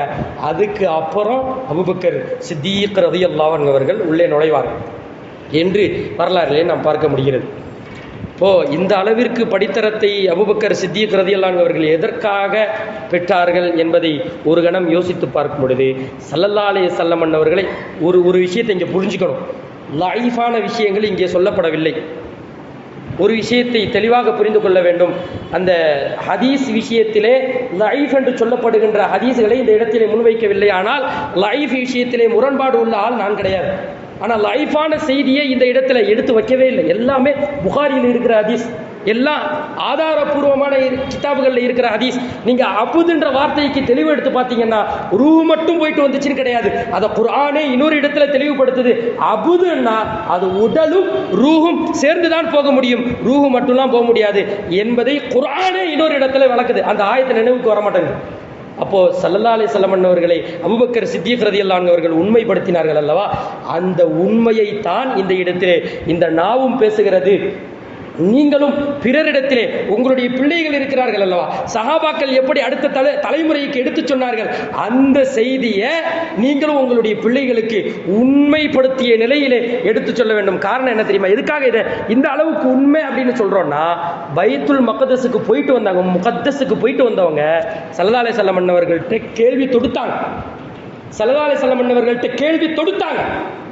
ஏன்னா ஃபர்ஸ்ட் எல்லாருக்குமே தெரியும் ஸல்லல்லாஹு அலைஹி வஸல்லம் பண்ணவங்க மஸ்ஜிதுல் இது மக்கா முக்கர்ரமா விட்டு வெளியானதில்லை, அவர் எங்கேயும் போனதில்லை, அக்கம் பக்கம் ஊருக்கு போயிருக்கிறாரே தவிர அங்கே போனது கிடையாது. பலஸ்தீனில் இருக்கிற இஸ்ரேலில் அந்த இடத்துல இருக்கின்ற பலஸ்தீனில் இருக்கின்ற அந்த இடத்துக்கு போனது கிடையாதுன்னு தெரியும். ஸல்லல்லாஹு அலைஹி வஸல்லம் அவர்கள்ட்ட கேள்வி தொடுக்கிறாங்க, அது எப்படி இருக்கும், எத்தனை தூண்லாம் இருக்கும், என்னென்னலாம் இருக்குது என்று கேள்வி தொடுக்கும் பொழுது ஸல்லல்லாஹு அலைஹி வஸல்லம் அவர்கள் அந்த கேள்வியை பூர்த்தி செஞ்சது மட்டும் இல்லாமல் என்ன தெரியுமா சொன்னாங்க, இடையில ஒரு கூட்டம் வந்துகிட்டு இருக்குது, அந்த கூட்டத்தோட ஒட்டகம் காணா போச்சு, வா அந்த ஒட்டகம் காணா போச்சு, அவங்க அந்த ஒட்டகத்தை இந்த அடையாளங்களை சொல்லி இந்த இடத்துல இருந்துச்சு, அதை அவங்க பிடிச்சிட்டாங்க, கண்டுபிடிச்சிட்டாங்க, வருவாங்க பாருங்க, நீங்க கேட்டு பாருங்க. இது எவ்வளவு பெரிய ஒரு அத்தாட்சி இது. அது அங்க அடையாளங்களை கூட ஏதாவது ஒரு இது வச்சு சொல்ல முடியும், ஏதாவது ஒன்று கற்பனை பண்ணாலுமே கூட அடுத்த நாள் 3 நாள் கழிச்சு வருது அந்த கூட்டம் வியாபார கூட்டம் திரும்பி வருது. அந்த கூட்டத்திட்ட கேட்குறாங்க, காணாமல் போய் திரும்ப கிடைச்ச ஒட்டகத்தை பற்றி கேட்குறாங்க, உண்மைப்படுத்துகிறாங்க. ஆமாம் அப்படி நடந்துச்சு, யார் சொன்னா அப்படின்னு முஹம்மது ஸல்லல்லாஹு அலைஹி வஸல்லம் அவங்க தான் சொன்னாங்க. ஆனால் அது அல்லாஹ் ஹிதாயத்து செய்யலைன்னா என்ன பண்ணுறது? அதை கேட்டதுக்கு பின்னாடியும் அதை பார்த்ததுக்கு பின்னாடியும் மறுத்தானுவர், அதை கேட்டதுக்கு பின்னாடியும் அதை பார்த்ததுக்கு பின்னாடியும் அந்த கூட்டமே சொன்னதுக்கு பின்னாடியும் அவர் ஏதோ பண்ணுறாரு. கடைசி வரைக்கும் அவன் சொன்ன வார்த்தை சீர் செய்கிறார். அவர் ஏதோ ஒரு மாதிரி என்னவோ பண்றாருன்னு தெரியுதுலடா, ஏதோ ஒன்று செய்யறாருன்னு தெரியுது. அதுதான் தீர்க்கதரிசி, அதுதான் அல்லாஹ் தஆலா அவங்களுக்கு அறிவிச்சு கொடுக்கிறான். அல்லாஹ் தஆலா அவருடைய பார்வையிலேயே வைத்திருக்கிறான் என்பதை விளங்கிக் கொள்ள வேண்டும் அல்லவா என்று என்னதான் சொன்னாலும் அந்த மக்கத்து காவிர்களுக்கு புரியவே இல்லை. கடைசி வரைக்கும் சில பேர் இதாயத்து இல்லாமல் இறந்து போனாங்க. சிலர் அதற்கு பிறகு ஈமான் இஸ்லாத்தை அல்லாஹ் தஆலா இதாயத்தை கொடுத்தான், இறந்து போனாங்க. இதன் மூலமாக இந்த இந்த இந்த மஜ்லிஸிலே என்னென்ன செய்திகளை எல்லாம் சொல்லப்பட்டது என்பதை நீங்கள் எல்லோரும் நன்கு விளங்கி வைத்திருப்பீர்கள். இதுவெல்லாம் தெரிந்த செய்திதான், இருந்துமே எதற்காக சொல்லப்படுகிறது? பெருமானார் ஸல்லல்லாஹு அலைஹி வஸல்லம் அவர்கள் இதுல குறை உள்ளவங்க என்று சொல்லக்கூடிய கூட்டம் எல்லாம் இருக்கிறது அல்லவா, அப்படியெல்லாம் நம்ம பேசக்கூடாது. ஸல்லல்லாஹு அலைஹி வஸல்லம் பண்ணவங்களை கூட்டு போனதுக்கு உண்டா சைடு காரணங்கள்ல இதுவும் ஒன்று. அவங்களை பரிபூர்த்தி ஆக்க வேண்டும் என்பதற்காகவே அழைத்து சென்றோம் என்பதை கருத்து கூறக்கூடியவர்கள் உலமா பெருமக்கள், ஆலிம் பெருமக்கள் நமக்கு விளக்கி தருகிறார்கள். எனவே வல்ல ரப்புல் ஆலமீன் பெருமானார் ஸல்லல்லாஹு அலைஹி வஸல்லம் அவர்களை அபூபக்கர் சித்தீக் நாயகம் எப்படி தஸ்தீக் செய்தார்களோ, உண்மைப்படுத்தினார்களோ, அதுபோன்ற ஒரு உண்மைப்படுத்துதலை நம்முடைய வாழ்க்கையில் வல்ல ரப்புல் ஆலமீன் ஆக்கி அருள்வானாக. இந்த இஸ்ரால என்னென்ன வேதனை செய்யக்கூடியவர்களை எல்லாம் பெருமானார் ஸல்லல்லாஹு அலைஹி வஸல்லம் அவர்கள் பார்த்தார்களோ, அந்த வேதனையில் இருந்தெல்லாம் வல்ல ரப்புல் ஆலமீன் நம் அனைவரையும் காத்தருள்வானாக. அதுபோன்று கொடுத்திருக்கிறதே 5 வக்து தொழுகை, அந்த 5 வக்து தொழுகையை காலம் முழுக்க இறுதி மூச்சு இருக்கின்ற வரை என்று சொன்னார். பள்ளிக்கு வர முடியாத நிலையில, படுத்த நிலையில, திரும்பி பார்க்க முடியாத நிலையில, அசைய முடியாத நிலையில, இப்படி இருக்கின்ற நிலையிலும் கூட மார்க்கம் என்ன தெரியுமா சொல்லுது? இஷாரா செஞ்சு தொழுகணும். அப்படியே கண்ணை திறக்கணும், அப்படியே தக்பீர் கட்டுற மாதிரி சிந்தனையில் கொண்டு வரணும், அப்படியே நம்ம தொழுகையில் என்னெல்லாம் செய்வோமோ அப்படி செய்ய சொல்லுது. உது செய்யலனா பிரச்சனை இல்லை, அந்த இடத்து தங்கடம் உள்ளவங்களுக்கு எல்லா சட்டமும் உடைந்து போகும். எனவே அல்லாஹ் தஆலா கடமையாக்கி இருக்கிறதே 5 வக்து தொழுகை. அதிலே உறுதியாக இருந்து இறுதி மூச்சு வரை பின்பற்றுகின்ற அந்த நல்ல நசீபை நம் அனைவருக்கும் தந்தருள்வானாக. பெருமானார் ஸல்லல்லாஹு அலைஹி வஸல்லம் அவர்கள் இந்த உம்மத்திலே ஒருவர் நரகில் போனாலும் கூட வருத்தப்படக்கூடியவர்களாக, கவலைப்படக்கூடியவர்களாக இருக்கிறார்கள். அந்த உயிர், அந்த ரூஹ், அந்த நபி, அந்த ரசூல் நம்மை நினைத்துத்தான் கவலைப்பட்டு இருக்கிறார். நம்மை நினைத்துத்தான் சொர்க்கம் போனாலுமே கூட கவலை கொள்ளுகிறார்கள். அந்த ரூஹிற்காக, அந்த நபியிற்காக அல்லாஹ் தஆலா சொன்ன அந்த செய்திகளை நாம் நம்முடைய வாழ்க்கையிலே எதையெல்லாம் அவன் செய்ய சொன்னானோ அதை செய்து, இதையெல்லாம் தவிர்த்து வாழ சொன்னானோ அதை தவிர்த்து வாழ்ந்து நடக்கின்ற ஒரு நல்ல நசீபை பெருமானார் ஸல்லல்லாஹு அலைஹி வஸல்லம் அவர்களின் பொருட்டினால் நம் அனைவருக்கும் தந்தருள்வானாக. வாஹிர் தஅவானா அனில் ஹம்துலில்லாஹி ரப்பில் ஆலமீன். வஸ்ஸலாமு அலைக்கும் வரஹ்மத்துல்லாஹி வபரகாத்துஹு.